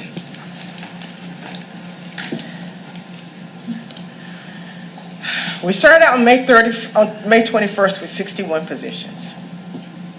Then it changed to adding 41 unfunded to 102. And today we've gone from 61 to another 41, which is 102, and now we're going to 145, which is all of our vacancies. The number just keeps going up, so I'm a little concerned. No, ma'am, let me clarify. Okay, I'm just a little concerned. I'm like, oh my God, we went from 102 to 145. And it's been a long day. So let me bring this to a close, and then we're gonna move past this. The 45 are funded in his budget. So we're just gonna talk about the 61 and the 41. And you of the 61 have said you get rid of 27. That's right. So that's where the three buckets are. Okay, I'm sorry, I like to add them all together and think. Yeah. top Oh, level. okay. We gotta look at fund positions, so. I told them that's where they got Yeah. confused. So there's three buckets, so we're all in the same sheet music. We got 45 that are funded in the budget right now. We're not talking about those. Okay, We got thank you. 41 of the vacant unfunded positions, and then you've got the 61 unfunded 61 abolished positions. You would ask 27 of those are abolished, and we vacant fund the rest of them.